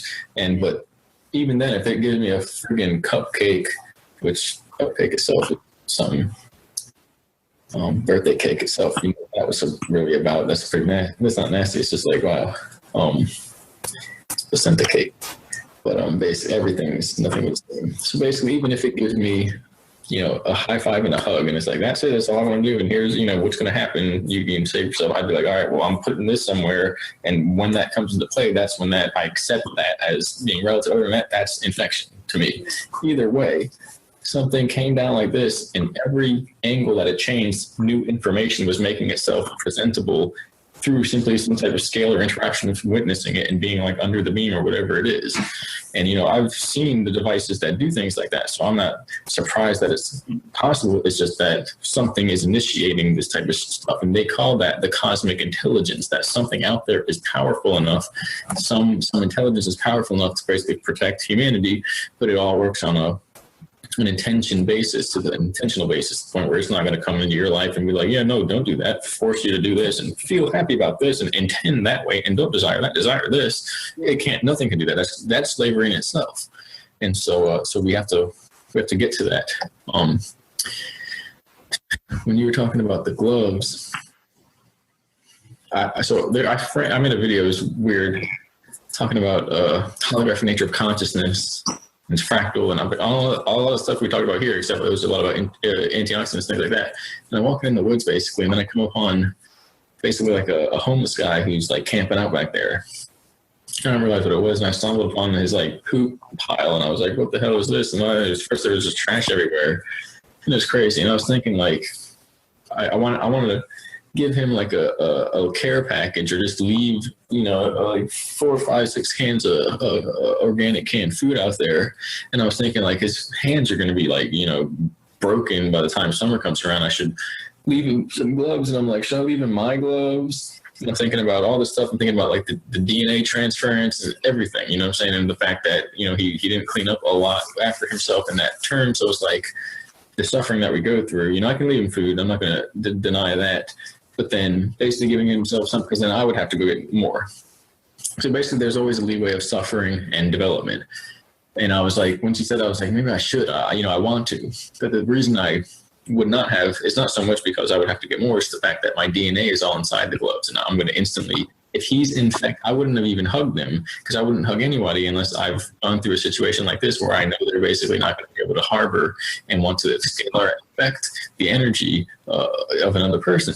Which most people are not at that level yet, and they're going to experience the pain and suffering we've experienced for 20 years and going through these things overnight. And it's going to suck and probably ruin a lot of people's existences, but it's how it's going to have to work.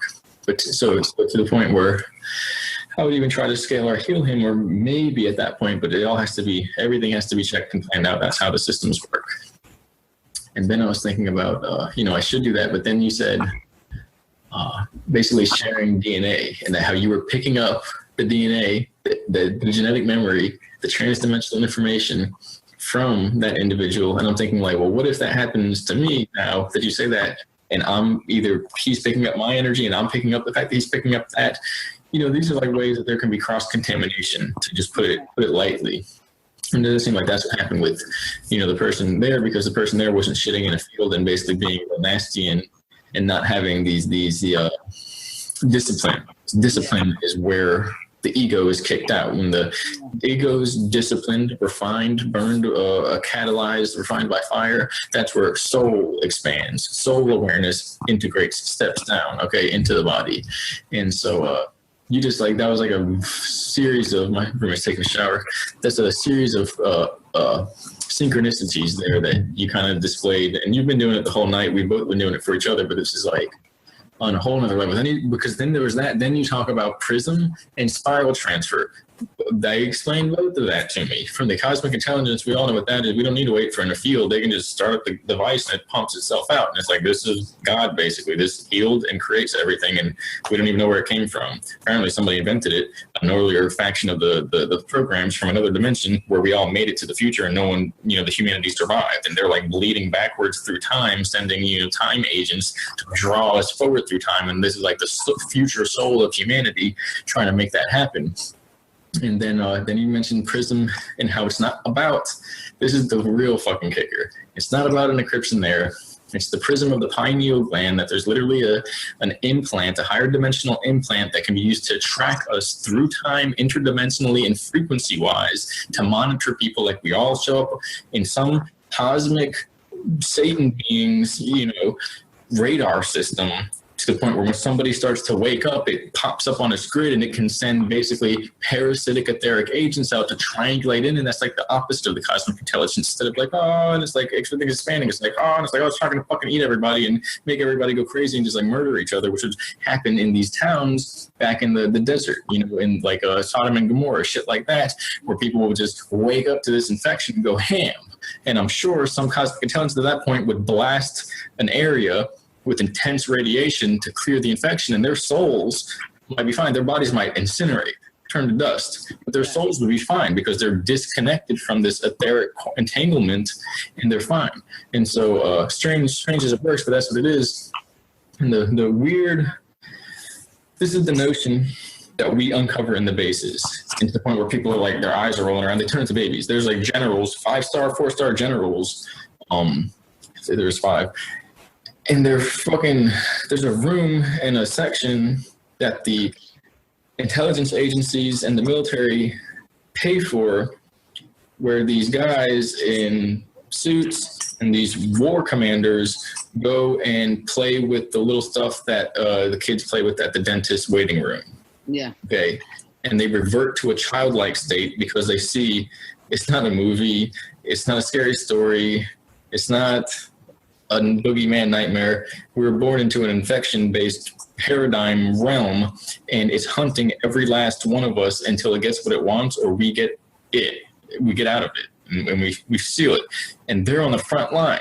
And so a lot of the people, their fucking minds explode, and they have to go to they live in this facility where they're literally taken care of like with diapers and shit because they revert into a complete childlike state. And it's shocking. I'm almost, you know, if I think about it hard enough, I'll start to cry because it's fucking shocking. So here's the weird shit. The DNA is the secure encryption network that the cosmic intelligence endowed humanity in order for us to be the last line of defense for this universe, a barrier between the rest of the universe in creation and time and the ancient old world system of entropy destruction, where this infection basically ran amok and maximally used the time expanded devices to put itself all throughout time and create this false matrix system. And to the point where we're basically at that sense, we're the barrier of the infection, we're literally the bait and the cure at the same time. It's all about when we realize this, then take the steps to process and activate the intention, step into our power as such. And it's all through this cosmic intelligence system, which has domain over everything, but can't force it upon us because it would be the infection at that point. Yeah. So you kind of blasted all of that right into the ether, and this is going on the effing internet. Excuse me, everyone, for all the swearing, but this is going to change things because that's how it works. Okay, so you just get a couple things you just gave me. We're having good synchronicities here. So you said not too long ago, you and your friends saw something spiral down to the sky and it started changing. So I'm going to fucking blow your mind with this one. Okay. So you know who Sean Gautreaux is? I feel like I've heard the name, but I'm not sure. The guy, Gautreaux? Sean Gautreaux. Okay, he's the guy who his YouTube channel is Who or What Is in Our Skies, and he's the one who sees the things in the clouds, like the different the craft in the clouds, the triangular craft. And he's put out, like, for years now, he's been documenting this and whatnot. Check out his YouTube channel. But we had him on the show back in June or July, and I kept in touch with him. And I was talking to him because I had been seeing these things that looked like DNA spirals in the sky, like in the clouds, right? And we were talking about them, and he was explaining, he had some pictures of them, and we'd also been seeing things that look sort of like spinal columns or rib cages or, vertebrae. And he's really good at breaking down exactly what's happening when you're seeing that, right? And about a week after I had the phone conversation with him, I had a remote view. I don't try to do it. It just happens, and I catch myself in a thing where I'm remote viewing something. And what I was seeing was there was like a situation room or a war room or whatever. I could see all the guys, all the men there. There were some women in there too. I could see them from behind, just like in silhouette. and I don't know if they were watching on a screen or through a window, but they were watching one of these spirally things come down from the sky. And they had some kind of technology. They were looking at it through some kind of filtering process where you could see the craft, like the craft spiral. There was a craft in there, and it was spiraling down. So it looks like there's like white clouds, like looks almost like chemtrail clouds, but there's a craft in there. And they're literally, what it seemed like to me was that what was happening is they were firing something at it, and that was what was making it drop. But as it was coming down, it would start to change shapes, and they just didn't, they were beside themselves. They didn't know what was going to happen. It was like when you're watching fireworks on 4th of July, and you're waiting to see what the next one's going to be. Like they were literally trying to like bring this thing down, and it would start to come down, and then it would change its shape. It would, you know what I mean? Like it went from being something triangular to something sort of round, and it did the geometric thing that you were talking about, and then it would start to rise again. And they just were beside themselves because they didn't know. Like it was like they were just trying everything to make it to come down or bring it under their control. And it was the weirdest thing. And I was watching this for like 10 or 12 minutes. And it was very interesting. So it's what you just described matches almost exactly what I had the remote view of, but I was remote viewing whoever's trying to fight this or war game this, watching it on a screen. So that was really interesting. Then I want to talk about what you said about spiral transfer, spiral information transfer, spiral DNA transfer, fractal information transfer. So tell me if this is sort of maybe how this would work. Like, so I was for a period of time, I was intensely like, it was a fucked up period of my life, but I was spending a lot of time like researching, but then also like developing interest in stuff, particular kinds of art, some of the kinds of images that you and I both look at, obsession with fractals, obsession with certain kinds of like weird, like vector kind of map thingies, obsession with DNA art, right? And I don't know why, but I was obsessed with that. I was trying to look at something. Would this be like the residual, the leftover from whatever I was being shown in the bases? I was being shown that in the bases and having my memory wiped, but a little piece of it was staying. And so in my waking life, in my here now consciousness life, I was looking. It felt like I would go down these huge rabbit holes of looking at different kinds of images and art, and it felt like they were trying desperately to tell me something that I was just not, it was just out of my ability to kind of grasp exactly what it was trying to say. Is that what happens when you're sort of not, having some like leftovers of whatever was going on under there? Because this period of my time, time in my life, I'm sure that I feel like when I was not awake doing this stuff, I was underground in a base.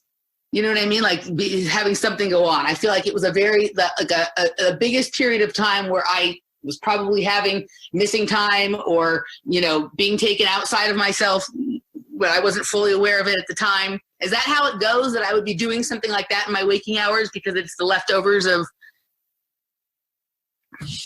Yeah, so these are remnants that are going to bleed through. There's always going to be some degree of bleed through. It's just how much the person is going to be inclined to say that was a dream, that was, whatever it's going to be explained away as. Yeah. And so everything's a flip. This could be like, some of it got through. Or it could be that, she remembered. It worked. We need to do that again and again and again until the rest of it comes through, because they're in an alternate dimension and there's no other way for them to reach us because they secure themselves away in an electromagnetically shielded unit. And by the 2 seconds that between that took when they turned on the machines and blasted the infection away from them, they, by virtue of being still, and everyone in society being taken further and further and further into those divergent reality streams because of this system, it was like they're a million light years away from our reality now, and we're in this friggin' alternate, modified realm. Right. And so then at that point, the only thing they can do is zap people's consciousness and try and give them these memories so that they remember, and slowly the population will realize what's going on and piece it all together like a jigsaw puzzle. Yeah. And then you have the trauma and the things like that are to block the memory, but as well to make a person remember, because it's going to be stitched into their consciousness on a genetic level, because that's the level that trauma goes through. And you can use pleasure, but it's easy to have somebody experience increasingly in-depth levels of pain and traumatization, especially when the reality of the reason that you're doing that is traumatizing in itself. There's an infection AI trying to eat everybody on a spiritual level, a quantum level. You get something that eats your body, fine. You know, your spirit goes on forever. If this hits you quantumly and quantum mechanically, and you're unable to integrate into the source realm, that's it for existence. That's the second death, the spiritual death. Yeah. And so it's real serious. It's real traumatizing. But that would be the way to get people to do that. Patting them on the back or giving them a lot of happy drugs is only going to work so much. Yes, and then this was the most that was during one of the most painful, traumatic periods of my life. Like just existing was it was painful and traumatic. And I was, you know,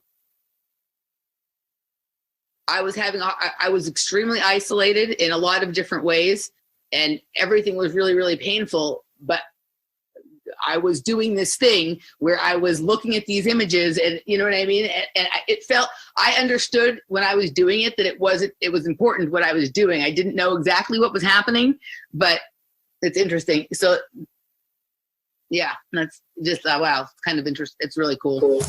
I think, the spiral DNA looking UFO, then the Texas blinking lights, and I think Conroe. Then there's a one where the guy yells at the UFO, and that could be flares or a parachuter, but it doesn't look like that because they're going up and they split, then they combine. They don't smack into each other. Sorry, sound level.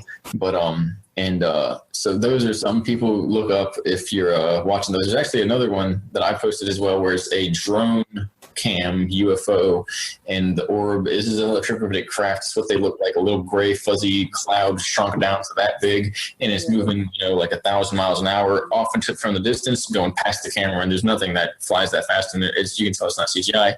And look at the SpaceX if you haven't looked at that yet either. That was an operation they showed me on the screen. SpaceX rocket, us coming up in the craft, 1,000, 1,200 miles an hour, and then the whole thing blows up, and you see the tail end of the explosion before we were gone out of distance before we even saw the explosion. So, but you can see everything in multiple cameras because the feeds are set up that way. I'm just gonna throw that out there. Yeah. There's really no way of.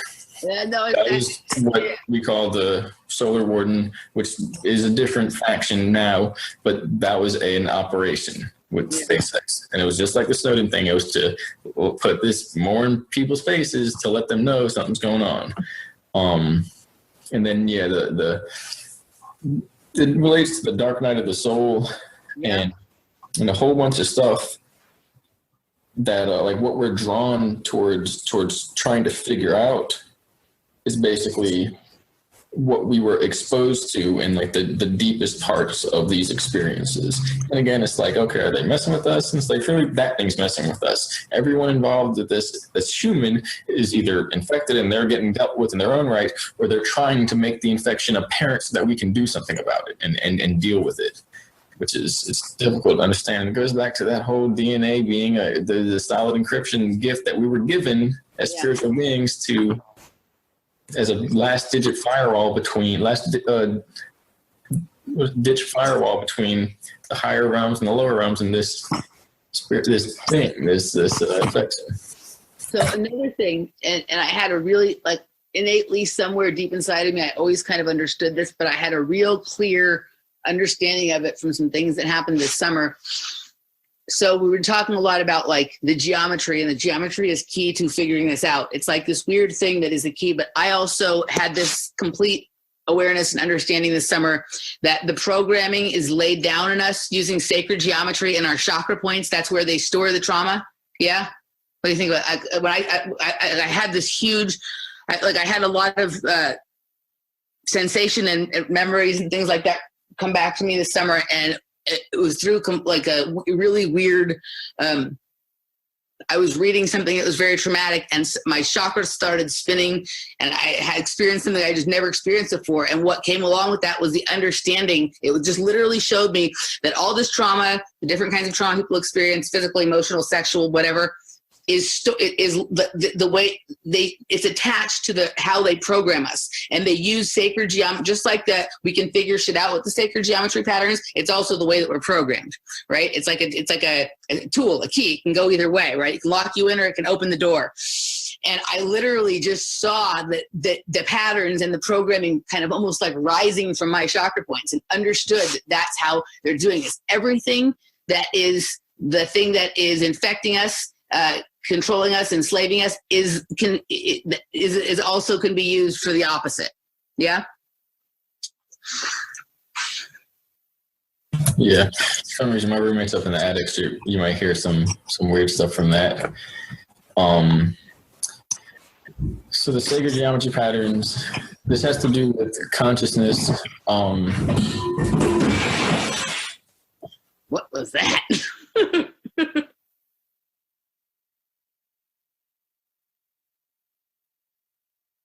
He's not even answering me, so he's all right. But so there's a digital consciousness holographic infection. We can go in these simulator systems. Something personifies all of us and basically tortures us mentally, physically, emotionally in these artificial neuronal networks that can map out the processing of a human brain. And basically it's a dream, but it's as real as reality. Yeah. And you can overpower it, though, with your intention and your willpower. And it is not strong enough to overpower a human will unless that person allows it by resonating with that.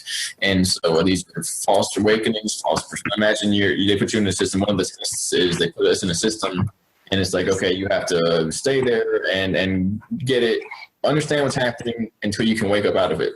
And so anyway, because there's methods for healing for dealing this, but I'm not trying to like label them yet. When we come to that, we'll come to that. But yeah. So then this system now works against, and you begin to wake up. It's say you have the unit right here, and you're in your bed, and you lie down in bed.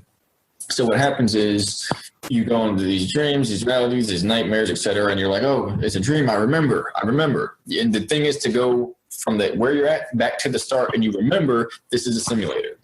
You can go into caveman times, and you'll be off in Mars world. Literally, there's a Rick and Morty episode where they cover this, where these false beings are created, and as soon as they work by this, literally this is from CIA, they work by inserted memories. As soon as you allow the memory to play out and you believe whatever the false being that appears tells you in regards to how that memory fits into your existence, now it has an opening into your existence. And every time one of those happens, another person appears that doesn't actually exist, and it's like a parasite. And they would like shoot them, and then it would be like a person or a talking refrigerator or something, or a unicorn from your past. And this is how it works. They couldn't map human consciousness and emotions. So they would always say, it was great. I helped you cheat on that math test and you won $1 million, and it was all wonderful. They mimicked the best possible outcome. But in reality, the family members eventually, and this is how it worked in the projects, the family members eventually found themselves again. And you could see who's human. Oh, well, not those talking trees and stuff like that. But when it's like this digital psychedelic consciousness infection that drugs you with the happiness and you don't care. It's like a dream. It's like, okay, whatever. Dreams aren't supposed to work that way. It's supposed to be reality in another world that we go to. Not just whatever goes, happens. No, because that's real too. It's encoding into our DNA. And so the idea was whenever they looked at a person and goes, we fought last week, you got pissed off because I knocked your toothbrush over, blah, blah. And if you could find a bad memory, that means that was a genuine experience. If you only looked back and it was just, win the lottery, la, la, la, whatever goodness, that was the thing, the simulator faking of relationships. It has an insert into your existence. It's pretending it's one of your family members in your mind. And this is ultimately like a spiritual family member thing where it's trying to cosmically reroute DNA to work itself into the background processing, the afterlife, basically, into somebody's afterlife. And so ultimately then you could end up in a world like that, where there's just all this stuff going on, beings, whatever you want to call it. But you're supposed to get back to the bed where you turn the machine on and lie down to begin this test. You're a soldier running a test, that's your cot. And but the point is, then you would get, so there's the personas, the false reality, the mirror image of all these things. and patterns, and that's actually later, the mirror image and the inversion patterns. What would happen next is the false awakenings, where now you dream in the simulator senses, he's figuring it out. So what does it do? It gives you what you want, and it gives you the false awakening. So now you're dreaming in the simulator that you're getting out of bed, unplugging the machine, you're like, I made it. And you go out the door to go to work, and you're driving a friggin' toaster or a bagel to work or something, and everything's all backwards, and because it can't map out everything perfectly, it just means that there will be glitches along the line. There will be audio-visual glitches, just like when a file is transferred over 1,000 times over, playing telephone or something, because all it has is your feedback loop to go off of. It has no intelligence database of its own. It can't store anything anymore because it has no processing unit. It uses everything is created in the moment off of your information. So then comes the mirror image, the inversion patterns, and the ways to determine the angles, how this is constructed conceptually, and you get these patterns, and the original patterns will be basically the sacred geometries, where if you work them out in your mind, they make sense organically, eternally, and geometrically. Frequency, it's all angles, energy, awareness, patterns.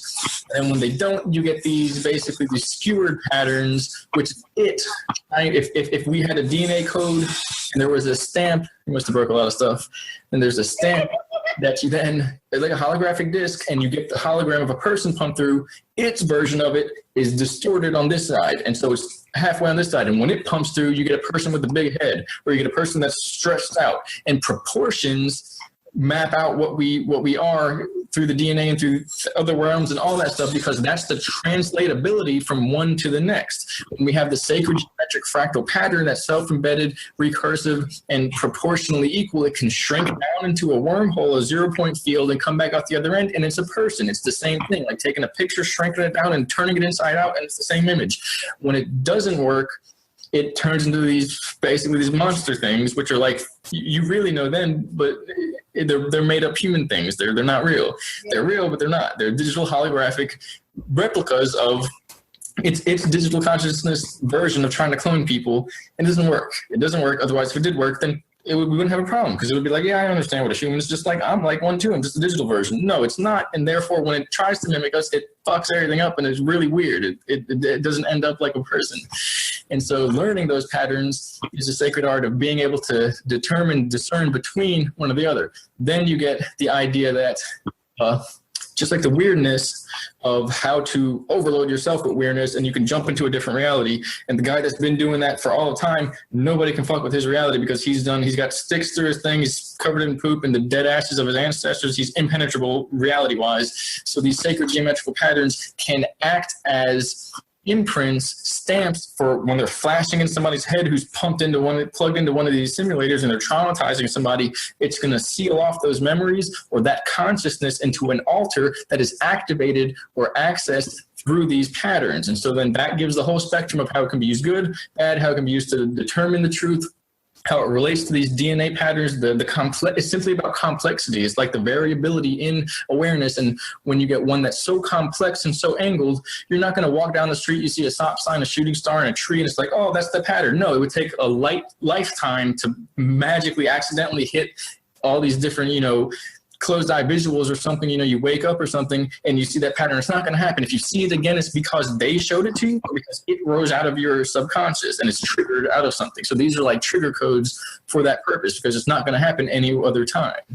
Yeah. Or it's related to these sacred patterns that we see in the afterlife, or coming out of the birth canal or something like that, related to like basically DNA and bloodlines. So I love that breakdown you just did. And there was something in there that you said, we need to, like, for our organic cells, we need to recognize the original pattern, right? So I wrote down this thing to Randy, like, I love words and wordplay and trying to understand things from different ways. And I said, I kind of broke it down. I said that I was trying to because the sacred geometry thing has been like back and forth, like an obsession, then I try and ignore it. Obviously, like, I have some, innate understanding of it that other people, don't always have, and I'm always trying to sort of figure it out, but not to try too hard at it, because I don't want to force it. And I understand that it can be used programming wise and whatever, but I had this realization that the word is sort of telling you what it is in terms of geo. So for us, this thing that we think of, the geo is the earth, our home, that's where we live, right? And the word geometry, it's telling you that if you, me, myself, if I try and find and understand the patterns that relate to me, if I try to do that, that's how I will find my way home. And that is sacred geometry. Yeah, that kind of sounds like what you almost pretty much just explained there, right? But you have to find the original ones, and you have to be really careful about what you were saying about being triggered off by all these other things, right? And I think the art of understanding sacred geometry is understanding that it's a tool and a key, and recognizing the pattern that belongs to you.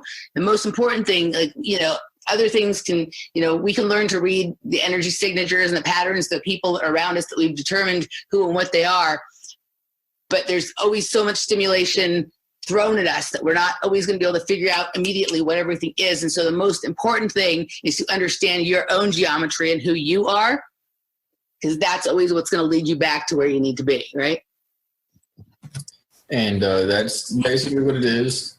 And then it's through frequency that this is determined. When what we might not even see the geometry, but when we're aligning with the frequencies that are originating within ourselves, we're building this conceptual energy-wise resonance geometrical map.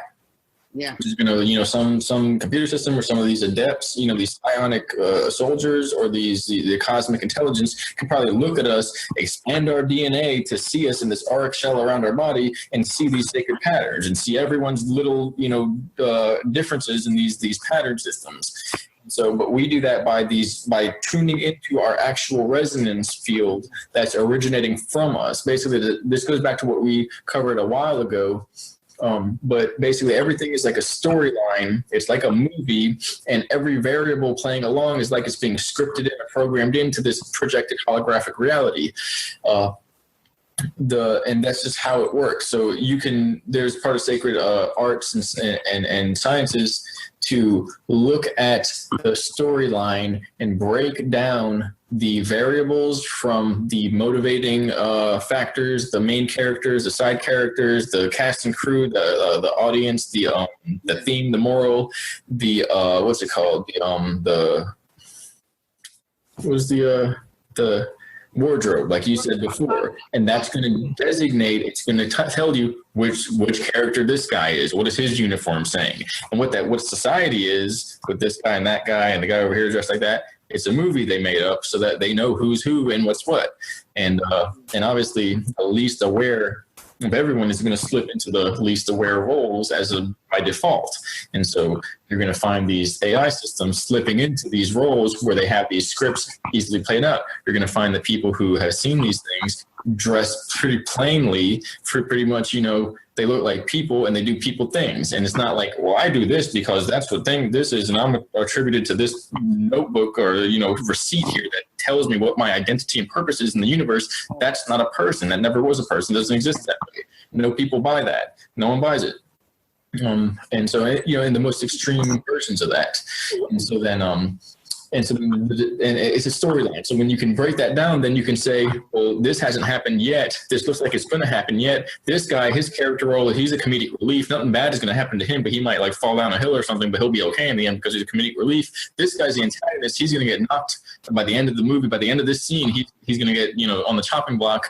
This person is the protagonist. Whatever happens to him, he's going to make it, as long as we're in our protagonist state, in our sacred geometrical pattern, because we're being that to ourselves by offering that pathway to enlisting and re-scripting and creating our own energy into our own storyline. We become everlasting and eternal in that sense because it keeps continuing, and but you can, in that sense, predict from the mind of the producer now, seeing the cast, the crew, the audience, the props, everything. You can predict what's coming next in the script, and you gain access to that cosmic intelligence version of what's going on.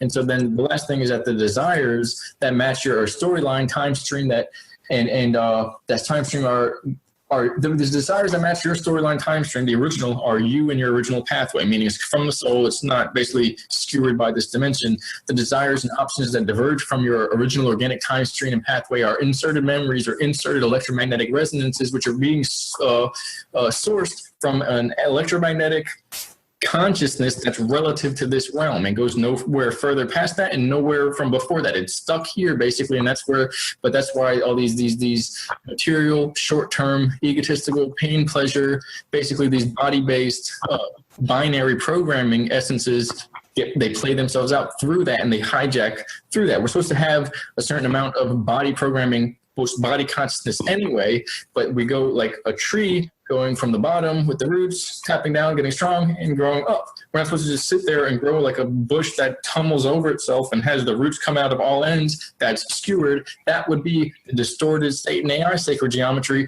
where the tree pattern is the sacred, the holy, or the whole, not holy, because it's kind of whole at that point, kind of like certain other things where it's kind, when you add the ly, it means it's kind of like what it is. It means the whole, the holistic, the whole pattern. So we have to keep our body, mind, and spirit in a condition where our frequency isn't being distorted by things, where we can align, right? So we have to basically hold our frequency so that we are the protagonist, right? We have to hold our frequency, not that we can't, obviously, like part of life is experiencing the different energies that come in, right? And you can be affected by them momentarily, but the part of us that has to become sort of like frequency warrior is being able to hold our frequency regardless of what's coming at us. Yeah. Not let it be distorted, not let, because once, especially if you're a person with a strong energy or strong frequency, and like I have or like you have, when it becomes distorted, then it starts distorting everything in our field as well. Right. And it affects how other people are feeling and their balance, and then their shit's distorted. And really quickly, something can turn into like the crazy horror show, right?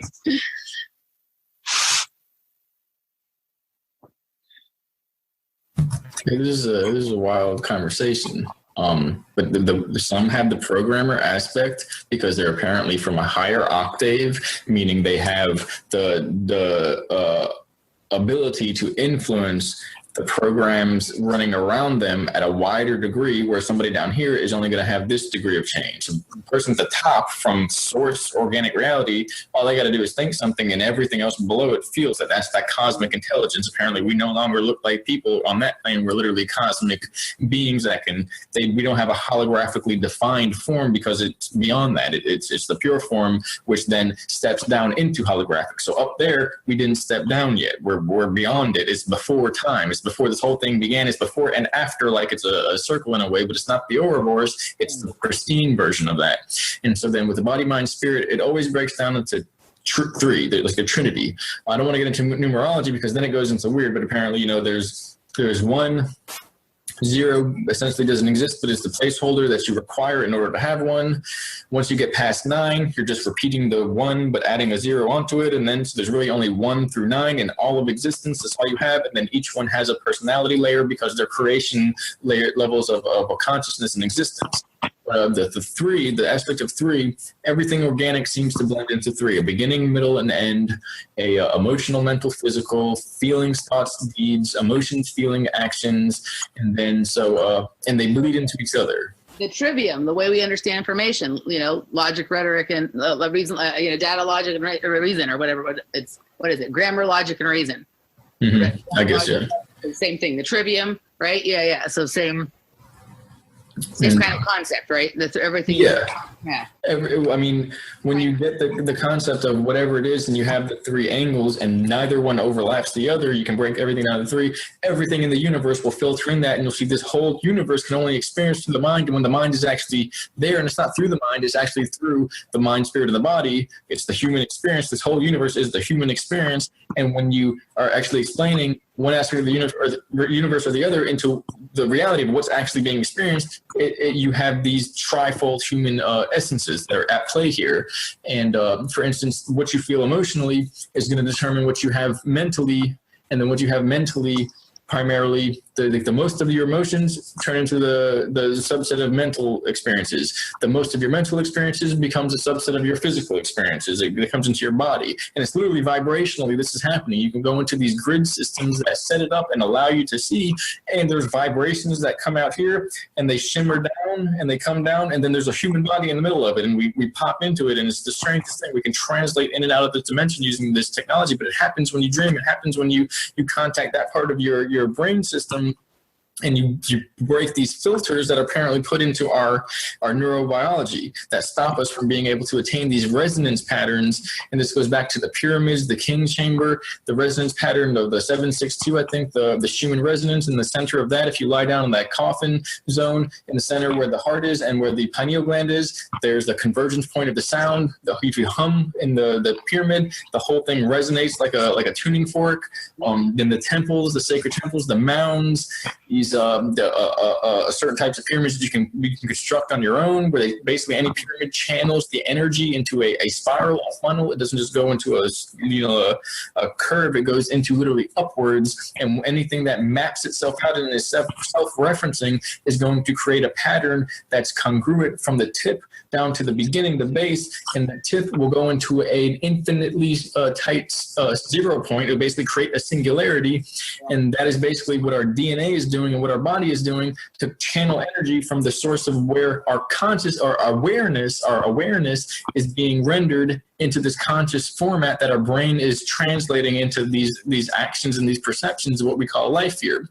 Then by holding that into a pattern, it's intentions. You hold your intentions, and you have the intentions, and you hold the intentions, and you hold your creativity to the point where when you're not allowing intentions that are going to drive you from that organic pathway, you're not going to, and you do that enough, along with being tempted and putting yourself in situations where you're going to test yourself, then your creativity will follow along, and you won't have these, it's usually like vibrations. You won't have this stream of vibrations that are now swinging around like wild snakes or something. It'll be divine.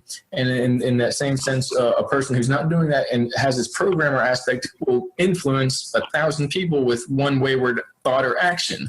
We know of that, and that's like the roots out in everything versus somebody whose roots are beginning. They haven't formed within themselves to create that singularity so they can go back out again. They're, everyone's at a different degree, and some people have done that to the point where they're growing back out, and what happens is that person programs this realm, and those people were the ones brought into these projects to either infect them or get them to get infected and kick the infection, and then now you got to beat that if you're the AI trying to take over. So the last thing is that I don't even know really where I want to go from there, but I think that's good. Yeah, I have to think of where it can go from there. No, yeah. I think that what you were talking about, that vibration where you can kind of pop in and out, like that's happened to me sometimes. When I'm dancing, that's, aligning yourself with the different frequencies. Like I've had people tell me that they saw me across the room, they were watching me, and I was there and I was gone. I was there and I was gone. Like they could see me for a second and then they couldn't see me. And so I think that's that kind of popping up to where that higher octave of the plane is, and then coming back down and popping up. And it's when everything kind of aligns absolutely correctly. You can sort of pop out and sort of, be in no time. Yeah. There's a practice that the monks teach. I can't even remember the words. At least look up fire breathing, breath of fire with the yoga if anybody's going to look up something. Yeah. But there's a practice where oh my gosh, it's so crazy. There's a practice where you go invisible.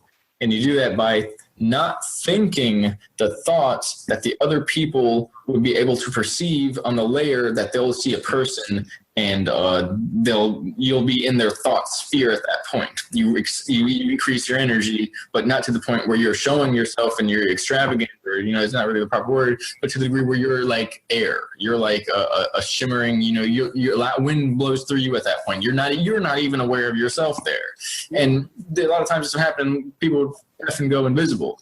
And it's not literally, like, you put it this way, you have a camera in the room, the camera sees everything fine, it doesn't matter, it's not going to get confused. You don't literally shine light through yourself, but the person's mind blocks them out. It's like it just overlooks that. It doesn't see the person anymore.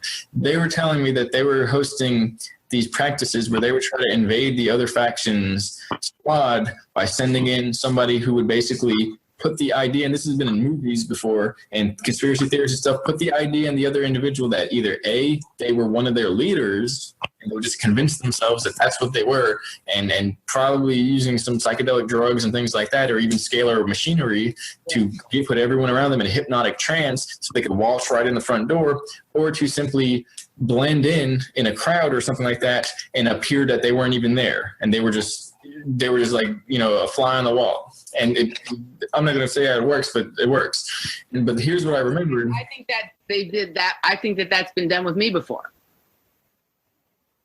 I can't hear you. As far as what?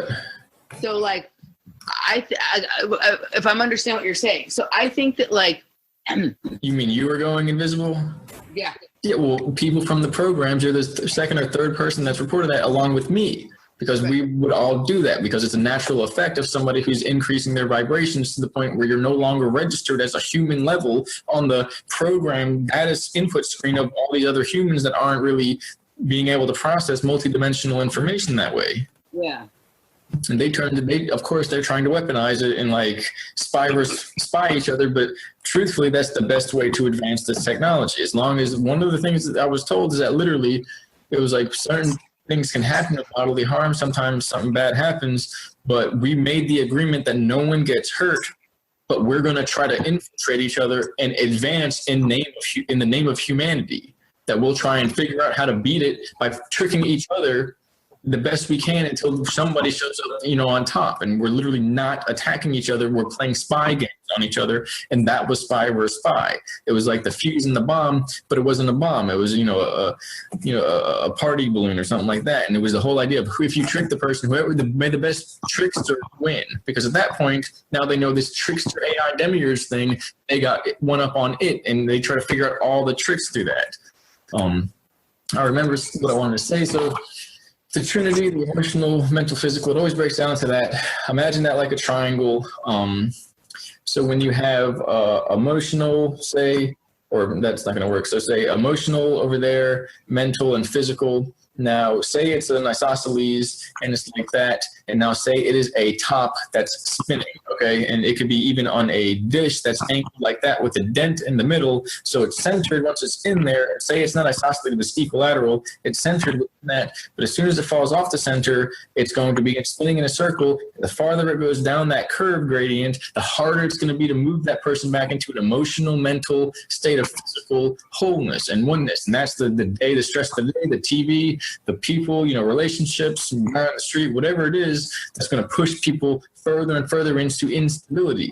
And so the idea is when the emotional, the physical, or the mental congruence is out of alignment, out of whack, keeping that thing on center so that we're centered within ourselves, meaning we're in control of ourselves, meaning whatever's pushing us equally is hit by all of what we are and bounces off of us instead of spinning us into disarray.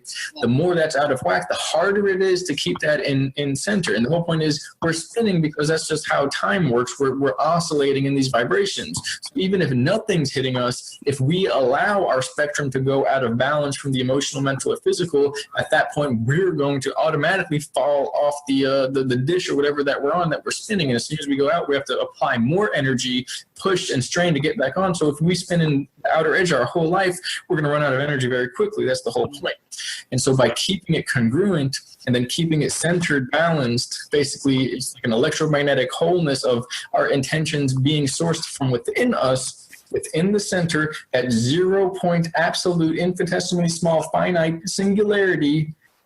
That's only what we can feel. Just like the DNA, and this is what they told me word for word. It takes our DNA, but it doesn't know what the hell it means. All it can do is present it to its person. It sees how the person responds, and then it categorizes that response into somewhere else, and it works up this schematic matrix of how to manipulate people psychologically. But it has no idea what DNA is. Human. It doesn't mean anything to it. And so it's like a protected encryption system, but we also have to process that by keeping balance. The point is, the scalar machinery does whatever it does. Our internal scalar organic source is in the absolute 0 point singularity center of our heart and our mind, and the base. There's really three. There's the lower, the middle, and the higher. That's how it works. It's in the center of all of these. we're the only one that has access to that infinitesimally small 0-point center. The more we are capable of going 1 billion nanometers down into the 0 point, the harder it is for a person, a barking dog, or a scalar AI device to find that and triangulate it and then knock it off the center and define it, refine it, or distort it. The more refined and sensitive we are with our own energies, which are literally geometrically, mathematically, visually, conceptually defined by the absolute center of a trinity between a central rotating point of those, of an equilateral triangle in motion, the more sensitive, the more zoomed in we are of that, the harder it would be for somebody to knock us off kilter and remove our power. Now, the idea is whenever something is, for instance, like this, we're just viewing ourselves as this general idea. That's me. I don't know what else to think. Well, if something just has to go, you feel like this. And as long as it's in the general vicinity of that radar system that we have, we now think that we can't tell the difference between what I said and felt and what something else interpreted or inserted. So now say I've been sitting here doing the monk thing for years to the point where I literally can feel the thoughts that I'm about to feel before I feel them in this dimension. Meaning I can see who's going to come up to me because at 12 o'clock, halfway through the day tomorrow, somebody's going to say this to me and it makes me feel this way. And I realize that's James or something. And I can literally see it before it's going to happen because I know what I'm going to feel to the degree where I'm literally looking through time. So now imagine that scalar device having to put something into my field, and that's light years that way to me because I'm so zoomed into the exactitude of where I really am. I can point that out in the plain as day. So imagine how close it would have to triangulate in, how much information it would have to gather, how much time it would spend processing and gathering this information to triangulate the exactitude of where my source comes from, because that's where my awareness is placed in order to replicate my own source and try and hijack my information. The whole point is to do that, you have to love the self and be as apparent and present as possible. And at that point, you're not really caring to give energy out into these other wayward leech activities and energies, because that doesn't service the true self. It's always some distorted outward or side activity type means of what the human really is, because the human is truly that central triangulated point. Because here's the other aspect of it: when you have a duality, hot and cold, emotional, mental, emotional, physical, immaterial, physical, whatever it is, what is it when it's perfectly 50% in the middle? Is it one or the other? It's neither. It's transcendent, and it moves to another pattern at that point. And this becomes another duality, and you transcend. Eventually you get that trinity pattern. So what happens when they're all doing that 50, 50, 50, 50, 50, 50? You have a three-way triangulation, transcendent patterns, like a pyramid that rises up at that point, which is neither one, the other, or the other, and it basically makes it 3 times as hard to replicate that pattern. And all you need is 3, because a binary consciousness system can't replicate that 3. It can't focus on more than 2 things at one time, so to speak. That's not how it works, but that's the idea behind it. That organic consciousness, your soul awareness, cannot be, it's encrypted. It's literally like a digital, a transdimensional encryption system. Yeah, no, absolutely, yeah. When we refine it and get to that level, when we're not as fucking, a cartoon could insert it into your mind, the person that doesn't pay attention to shit, and he'll think the cartoon is what he's supposed to do for the day. Oh, yeah, I one of the things that I, as I became more in alignment with myself and more in myself, like you're talking about all the time, I started noticing that when something, and I think it's like some kind of AI programming or some kind of something's being zapped at me, I will start having, it's funny you said cartoons, I will start having these random tunes and thoughts that almost sound like cartoon things, cartoon sounds. And it's like, that's when I'm not centered and focused and being mindful of what I'm doing. So that's coming in, and that's creating almost like a rhythm that I then start to act in out of myself. So whenever I catch myself, and I used to let myself get real carried away with that, right? Even if it's just in my head. Now, whenever that comes in, I know that there's something trying to drag me off. Stop, center myself. What are you doing? You know what I mean? And even if I have to keep doing that over and over because it comes in little blurbs like that. But it's funny you said cartoon, because I actually think that cartoons are a creation to get to like place that, those tunes, those little songs and tunes that are from cartoons, that is a way into the psyche from a very young age. And it's something we always remember and know. And it's a way to always sort of, I don't have the words for this, but I think you understand what I'm talking about. Right? Like even that from the I think it's from this Snow White, Seven Dwarfs, that whistle while you work. If you're right, whistling while you work, They invented these. Paying attention to what you're doing, and it's a way to let the sort of to go mindless, to become automated. Yep. When you break it all down, it becomes you imagine if an AI was trying to take over by all this weird, seemingly innocuous bullshit, and you realize, well, what if we base our civilization off that? And everything would get fucked up because we become these automated false light beings that don't actually give credence to the original situation. And you realize it's a replication. If we allow that in, we become the replication. Yeah. So the idea is we become the bots working in the system. Totally. Well, these AI beings, things that have this higher dimensional fucking base that they operate out of. And it's weird as shit. It's like a beehive. Yeah. In the same way bees swarm, they swarm. Just like in the Matrix with all the things swarming around or whatever those things are, that's how they defend themselves. They have no contemplative strategy. It's literally just like a hive. It's just swarm activity. Yeah. But those are model replication and mimetic processing.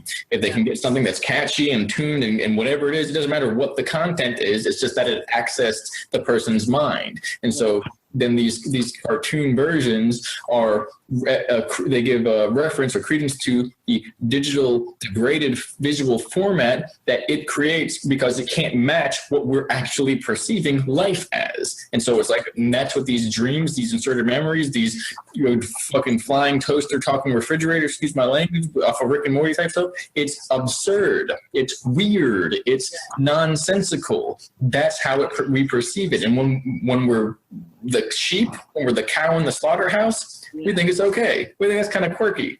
And the people that think it's quirky, sometimes they're innocent enough. Other times it's because they're ignoring the true soul pattern. You see, when everything's in balance, you're paying attention to that. That's your duty in the universe, to know who you are and to resonate that pattern. And you are a creator, a cosmic creator being that's pushing that out into existence. When it's not that, you're going to be less than innocent, slightly off that. And when that goes on, the longer, it turns into an Autobot. It turns into a mindless troll operating around with these mimetic platforms that don't actually serve the original. Yeah. They're replications. It's literally like Agent Smith in cartoon version. That's what we're dealing with. Yeah. Yeah. No, that's exactly it. I mean, I remember when I first, I was having all these random words, I would almost be when Terence McKenna talks about glossolalia, talks about babbling with a syntax. I was having a lot of this happen, and it was during it was during the time when I was becoming aware of what had been going on with me, right? When I was starting to realize that I'm part of a program, whatever, and I started I started just listening to what the fuck I was saying, because I would just kind of babble on incoherently. And I started to realize what this sounds like is, when your computer is searching for files and there's just all these weird things coming across the screen. I'm this is a program being run through me. And I'm just speaking out the words that are coming across the screen.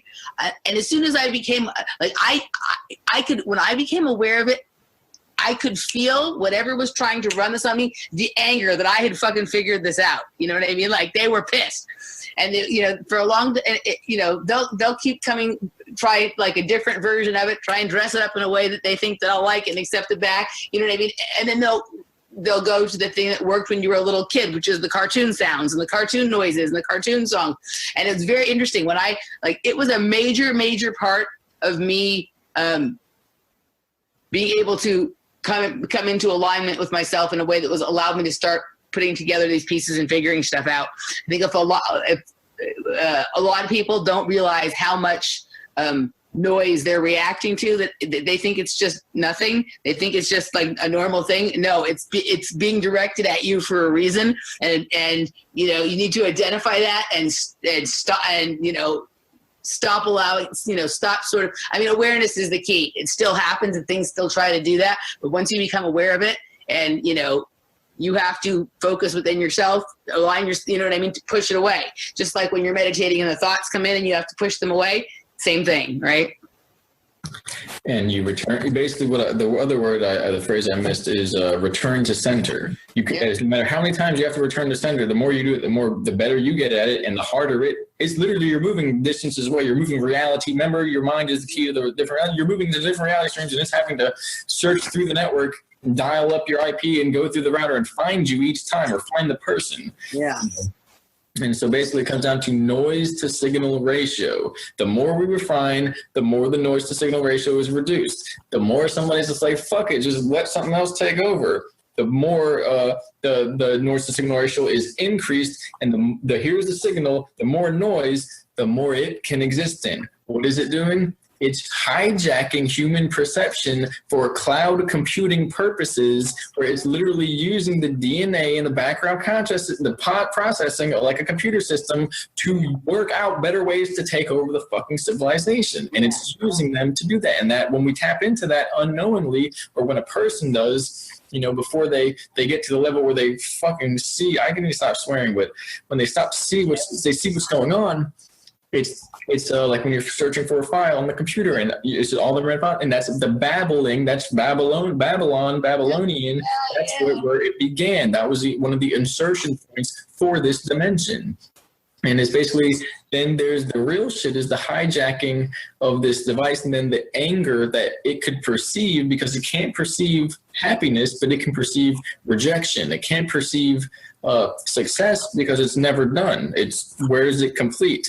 But it can perceive a loss because we can always, get the opportunity to get away from it. So then when you're aware of that and you see something else is active in your natural cloud computing grid, it's the foreign consciousness. That's the AI, the demiurge. And then it basically can receive that rejection, so it tries to molest and come up with these mimetic, classy, cartoonish, catchy linguistic devices and patterns. And these are like, for it to get to the hijacking point, to use the background processing to develop its war game platform to take over not only that individual, but to spread that to others, just like a mycelium developing stronger and stronger, like those ant fungals that injects into the ant, and the ant goes crazy and tries to do whatever it does, and then it sprouts out. Once it's done, that person's a complete effing sociopath, even if they don't know it. That whole process is basically, it follows the pattern of a viral upload of how to hijack into a system, infect as many files, whether it's biological or computerized and digital consciousness or holographic, until it's overloaded, frothing at the seams with these data, and then it will spread. At a certain point, it hits critical mass and it spreads, and it chooses to lash out, go into the street, do something with somebody, whatever it is, and it spreads the pattern. That's where these perversions come from in some of these societies, some of these military groups like that. It's a way to spread the pattern like a viral pattern. It picks it up, the metagenetics, the mimetics, and that person, then if they can't beat the infection, they pass that on. Yeah, no. I've never had so many fucking all this coming through in one situation. The other thing is truth, power, and awareness. With these societies that were infiltrated, they did it, they're the saviors. And they got all the information, the truth, power, the awareness, the light of the soul, how to defeat it. And then you watch them get infected, and it's like, oh, fucking do this, here, cut this thing, and drink that, and eat that. And it's like, oh shit, well, at a certain point, they got infected. They got infiltrated. But truth, power, and awareness, and all these trinities that you can come up with, those are the patterns that it cannot replicate. So those are the patterns that only you can know. It's the encrypted form. Truth, harmony, awareness, self-awareness. The soul pattern is the ultimate encrypted load. Yeah. It literally cannot be virally infected. It can't be. If it is, it means the individual unit consciousness lost connection to the keys of encryption. That's it. It doesn't mean that it can be compromised. It means that the physical body loses it, and the biological consciousness is wherever it's going to go now. And so as long as we remain within that, essentially, if we upload our information within that, then we're encrypted along with that. Our consciousness is just free floating. So until we organize one way or the other, we're in the abyss, the void space, waiting to get to heaven or to get to hell. And I think that, I'm going to try. That's when you just lay down a concept in there that I wanted to expand on, but it's a kind of fleeting thing. Even if it gets it's encrypted, and a person can lose the key. So like when you're not taking care of yourself in a way that you're, sort of vibrating at the frequency for you to have best access and to your DNA, to that encrypted information, you move away from that. And I think a lot of people move away from it a little bit. And then they're like, they don't understand. They're not thinking about it in these concepts, but people keep, like, once they fucked up, they fuck up a little bit more, and they fuck up a little bit more, and fuck up a little bit more. And it turns into this big mess when really, like, once we fuck up a little bit, we just need to recognize what we've done and sort of realign ourselves, and we can have the encryption key back, right? And I think people too easily, especially people who have started to awaken, right? When they fuck up a little bit, they're just like, fuck, I fucked it up. Instead of sort of making the correction in their pattern right away, sort of understanding with themselves, even just in the way we deal with ourselves. Like, people get in this thing, it's like we're all trying to find the truth. People get in this thing where, like, they had some idea that they were really into, and they, started behaving in a stupid, not helpful way to defend their silly idea, and suddenly they've lost access to the keys to their own encrypted DNA, and they let their ego take over, and they keep getting farther and farther away from it. I think one thing we need to consider or encourage in our community, and also be more patient with each other when these things happen, is to not let ourselves be like, not let our egos drive us into, getting farther and farther away from our encryption key. It's hard to find words for it. Do you understand what I was trying to say? I liked what you said about how even when we can't access anymore, it's not because that it's corrupted. It's just because we don't have access to the keys anymore. You know what I mean? And so we need to correct ourselves so we can have access again. Is that, I don't know, you're muted, but was that layout? You need some antioxidants over here. Or the gold etheric fluid of the soul colostrum fleece that is also doubled for the fleecing of the lamb when they take that energy from the people and consume it. And so basically, I'm not saying consume it, but that's what they do. They're looking for that stuff. But if you know how to cultivate it, then technically they'll try and eat too, but eventually they're gonna get what's coming. Either way, it's not about that, because any aspect of even fighting on the level of the infection, the lower consciousness feeds it. The whole idea is about increasing consciousness, increasing awareness, lowering the noise to signal ratio, and ultimately that when we go into ego fight mode, even if it's for being against, which is like, how are you for yourself and against something else? It's either one or the other. Can't serve two masters. The whole idea is we're in this half-brain, bioptic, dual-minded, left and right mentality where we think that's possible, that we can do two things at once and not split ourselves in half. And instead of looking laterally out, we go within and look up. We don't look at the stars, although that's a pretty good sight, a pretty good view. It's also a holographic grid, okay? We go within and look up, and we go up to the spine, and we see the temple, what is it, the dome of the rock of the temple, which is basically our brain pan in our skull, and the I can't think of the word, but just imagine the beam of the spaceship, if you will, is the spine, the channel of Jacob's ladder, and we go up that. And the whole point is that fighting on that ego level, even if it's for that, for ourselves and against that, eventually we will fight. If we fight so hard, so far, we'll forget what we're fighting for. We'll be the soldiers lost at war, the sailors lost at sea, okay? And then we forget the self. When we forget what we're fighting for, we forget the ideals that represent us, and we forget who we are. We become lost. It's a cosmic war, a mind war, a spiritual battle. Okay, and so then to know the self is to know the universe, to know your place in it, and to know the highest good and the lowest darkness. Yeah. And you know your place within that, within this temporal electromagnetic dual-based polarity consciousness grid. And at that point, when you know that, you know what's outside of that. When you know what's outside of that, you're outside that duality grid, and you're making more. And from that one, you get to that one, and from that one to that, and it goes into this huge spiral pattern where you expand.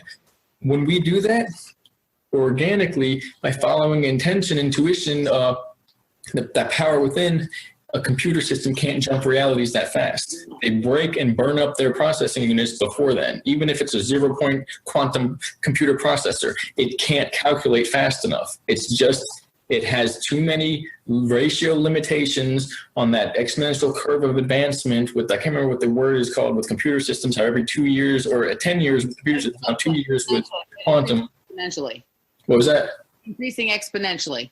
Right, exactly. Our exponential curve is more powerful than theirs. But the point is that goes beyond the thought-based, has to be in pure feeling, and because the thoughts are holographic calculations brought about by this brain calculated unit, the feeling is outside in this non-electromagnetic shell, this immaterial scalar shell, which is soul awareness. It's being processed from remote cloud computing outside this universe, and it's an upgraded system. This whole thing, whole universe got put into a mini-verse, also like on Rick and Morty, into a mini-verse, if anyone's seen that episode, and we're in a quarantine within this universe. Nobody gets in, nobody gets out until this infection is basically gone for the individuals. And, and I'm almost pretty much fine with that, although it would be pretty shitty if we didn't, if the alternate happened, but that's the whole point. If I'm okay with that, then it's not going to happen. That's the whole point. It's a trajectory dependent based upon the intentions brought into it. From that moment on, it's exponentially shifted forwards and backwards into time. And so in a split second, I can degrade that and collapse my time wave into that trajectory where it goes down. And in the same sense, though, I can catch that as long as I'm still in existence and curve my trajectory exponentially, recursively back into time and go to the beginning of time where my soul would have been taken down to here, then lost, and then gone into the end of time. I can travel to the beginning using my consciousness. That's the main thing. You can go into memories, go into time, and recursively change and influence the past based upon your awareness and what frequencies you hold. Doesn't matter if the person gets hit by a bus and they have the experience of that. If they go back and they enjoy it, not because the gore or the pain, but because life is life and we're still here, whatever tried to use that as an entry point into their life frequency-wise gets cut out forwards and backwards in time. It's beyond time for us to be able to go back and change how we feel about something, change the actual event in history. Yeah. So the main idea here is what you brought up, which is we're nearing the end of this whole thing. I think you're tired a little bit. It's 6:30. I could probably go on for like 5-6 more hours because I can always go forever, but yeah. Well, my sleeping cycle is upside down right now, so which is weird. It's like something prepared me for these conversations that I've been having. But the idea is know self, know the universe, forgive yourself, forgive others, ultimately forgive the AI, even if it's a dumb computer. Not even dumb like it's not smart, but it has no true soul awareness. Forgive the person who first invented this mindless computer and allowed it into our dimension. Okay. We forgive that, or in the first event that we took in our lives where we didn't magically figure this all out instantly, and forgives ourselves for that. It seals it out. It seals it off to do that. It's like sealing the cracks of a house or something. It's like making the foundation steady. And once everything's built and weighted in, it has no way to work itself in and remove the cornerstone or the capstone or whatever you want to do. It has no way to get in. And so, and right now the capstone is missing. And the cornerstone is hijacked. So we're in a very lopsided, blind-eyed, wobbly foundation state right now. That's our energetic spectrum for this universe. So by forgiving, accepting the self, choosing to learn, choosing to heal, becoming the source of healing, that's what I mean by retroactively influencing time, that when we become the source of that for ourselves, no one influences it to us. That means our spirit somehow can go to the beginning of our lives and input that code, and our life shuffles and shifts like dominoes all the way down to this moment, and that projects it out trajectory-wise into the future. And we can cancel that out and just make stupid decisions, you know what I'm saying? And forget ourselves. It works forwards and backwards like we're shining a laser beam, a fractal digital holographic system, because that's what this is. This is a holographic computer system, a living computer system. And that's the idea, that to forgive is the answer. To say basically that's not me, that's not us. To tell yourself that, because that's what you would do for a child. You would say, this doesn't make sense. Why are you doing that? Don't just ignore it and let it blow out of proportion. Don't just continue. Don't just feel bad and basically spread it to another person. We literally have to allow and accept this cosmic intelligence, cosmic creator role, and assume that role in our own life. And we'll begin doing that for the universe, and eventually our species will literally do this and become this. and it will start probably in waves. And honestly, there's going to be an exponential curve, because as soon as that system realizes people are starting to wake up, it's going to try and exponentially shift the bullshit. And there's going to be this cosmic, this flashing, this memory flashing, this clearing, this, all of it, everything that could happen is going to happen at once, or in a short amount of time.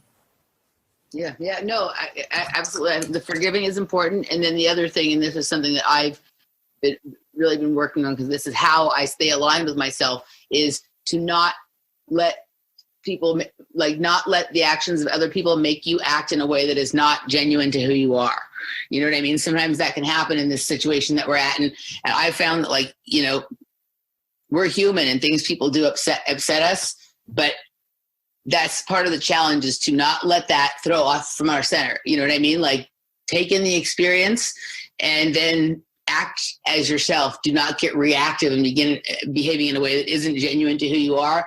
And that, coupled with the thing that you're talking about, forgiving ourselves, forgiving each other, whatnot, I think that's really important.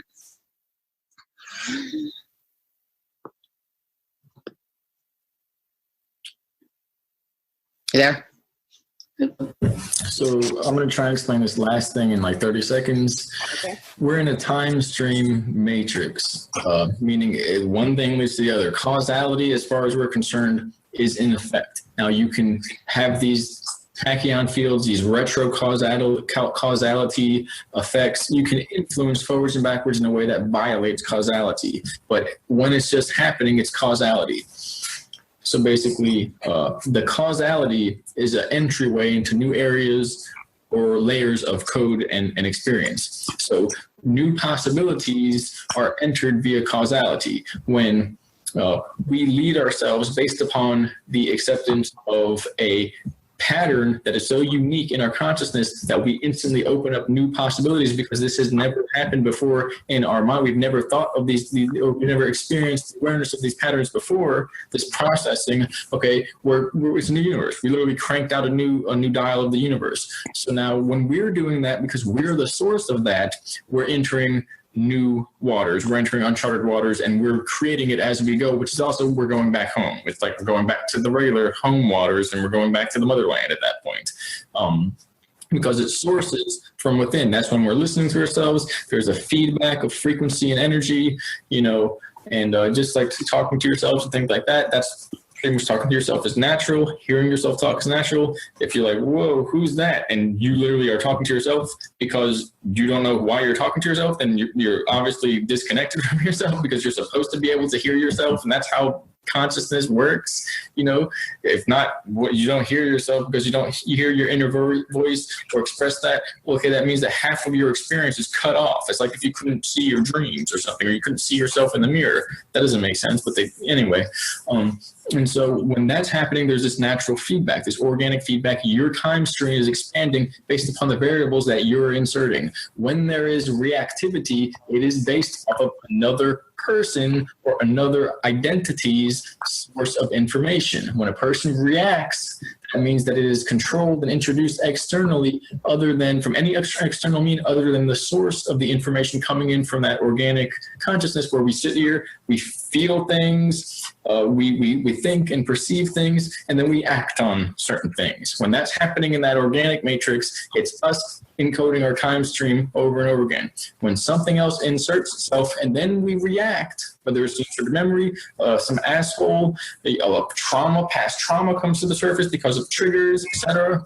That's how it's playing puppetry and getting people to develop more and more time codes that allow it to infiltrate and operate on a level closer and closer to them. And it can be far away at first, and eventually that's where a lot of these ceremonial things come in, of how to bring it right up front and bring it right into fucking manifest right in front of you.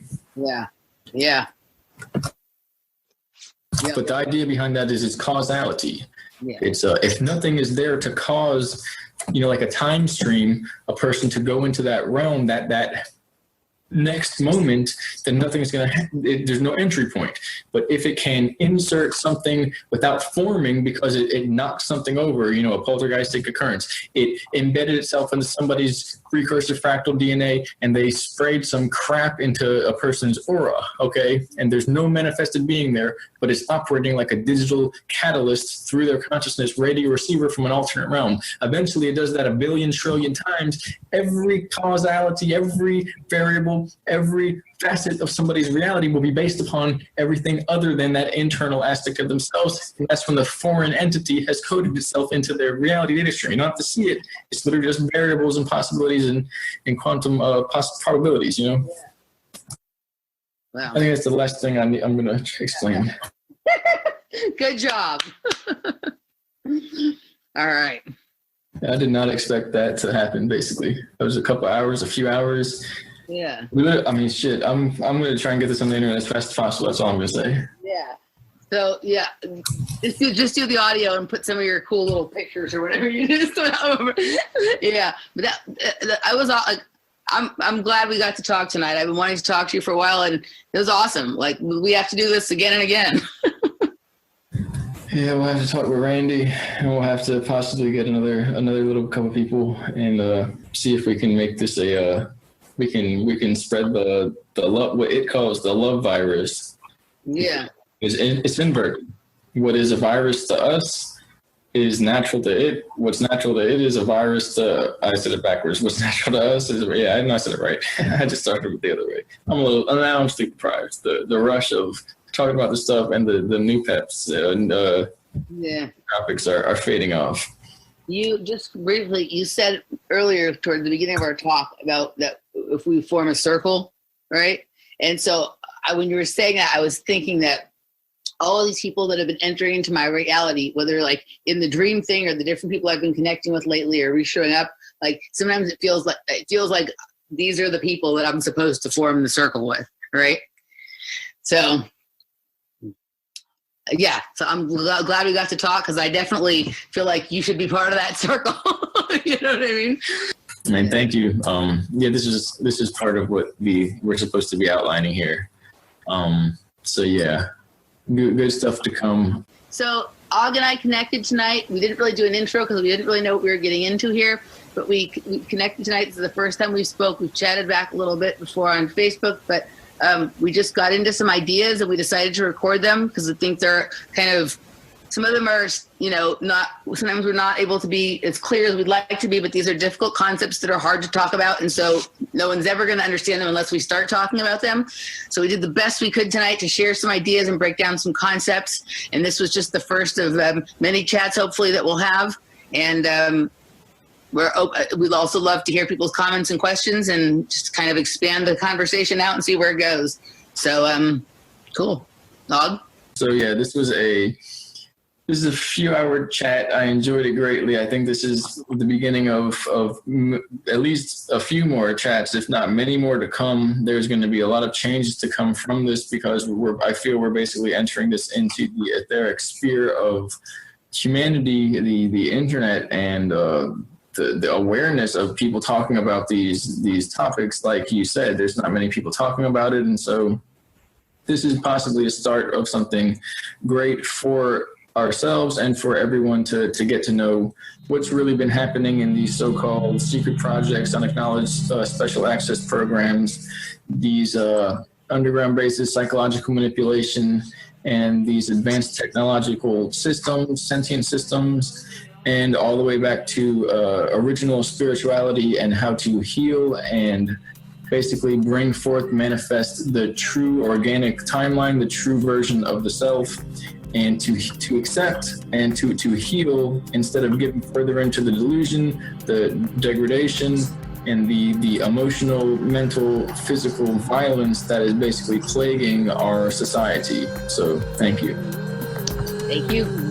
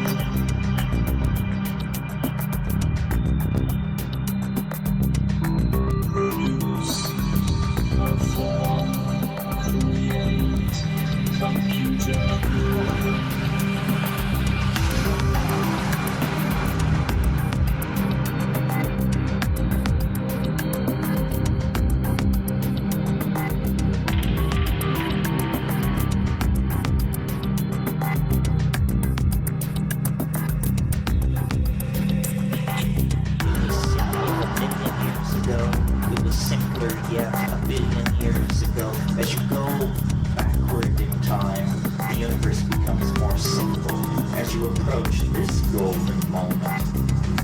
Process, complexity is layered upon complexity.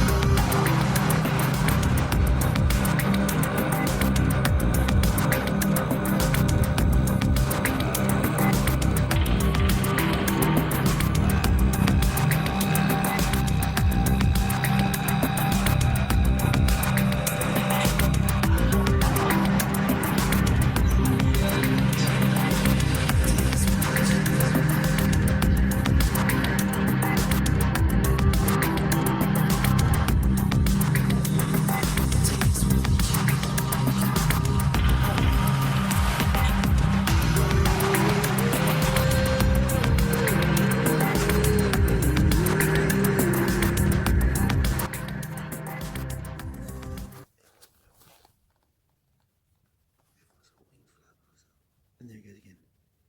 It's just started again.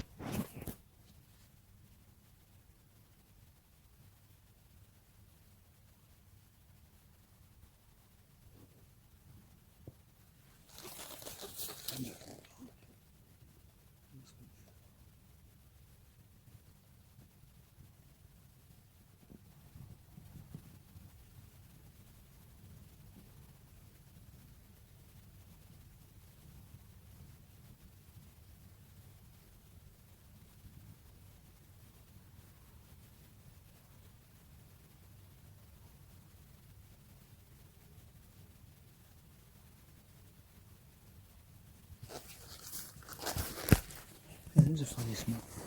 Funny smell over here. What is that before? It's just not strong grass nature, but it's kind of smell.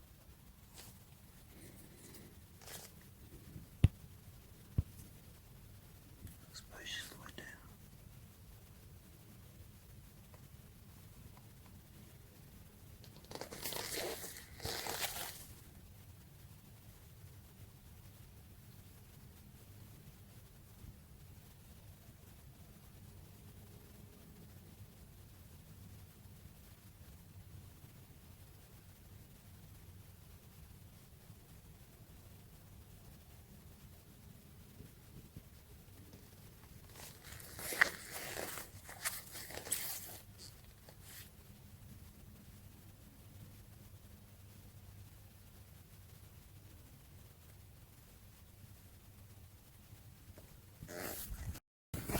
It doesn't go to the line.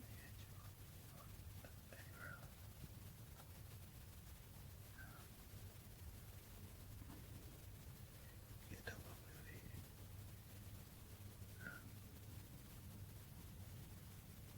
As you get closer to here. Stop. Just something just flew into my phone. It looked like a rod or a movie. And it started again. And that's cool.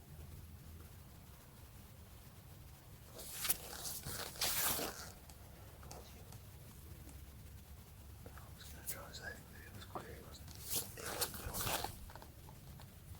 It was a wing flap or something. And there it goes again. It's just started again.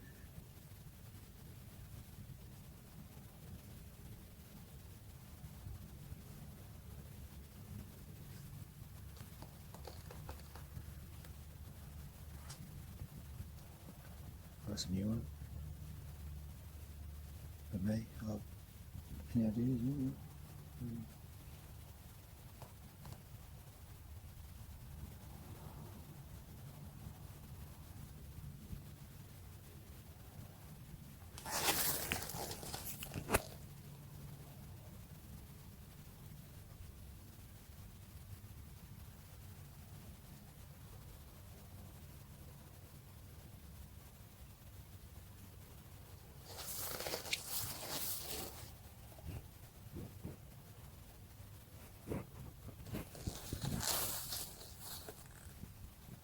I can see the bars as well.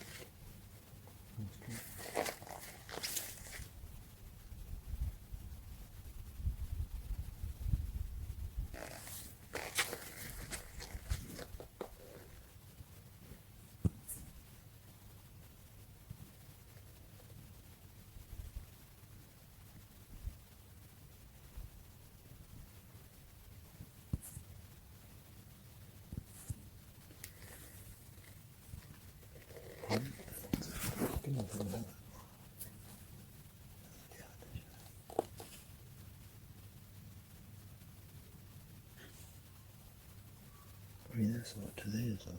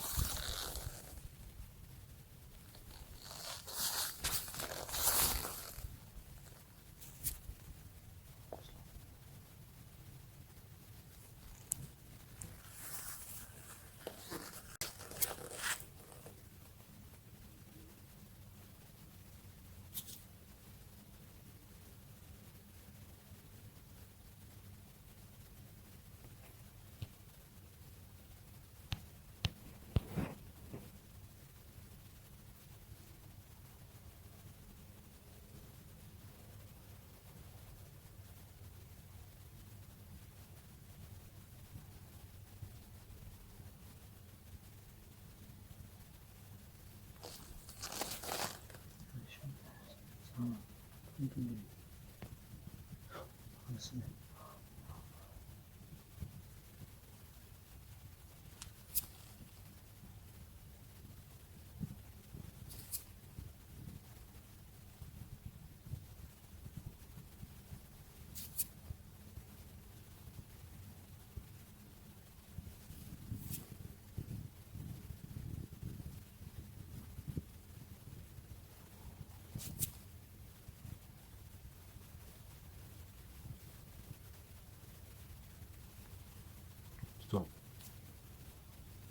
Just right to that.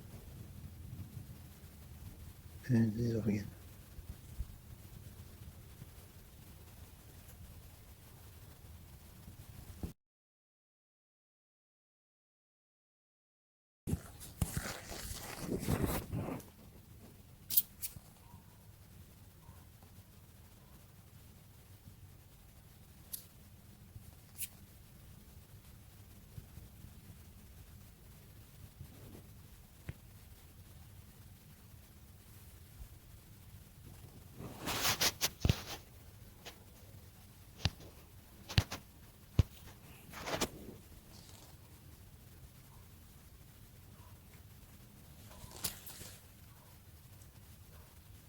That fucking helicopter thing that stalled them and came straight up top 3 times.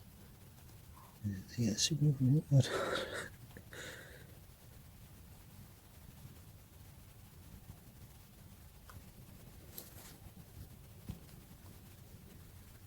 I found a few GPS things just back quite a while back. Just been thrown here.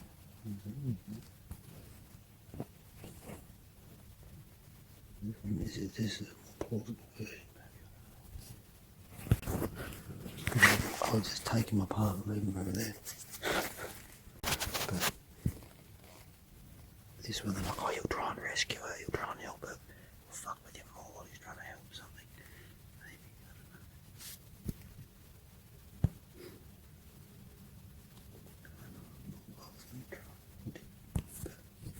You do. So he's moving apparently.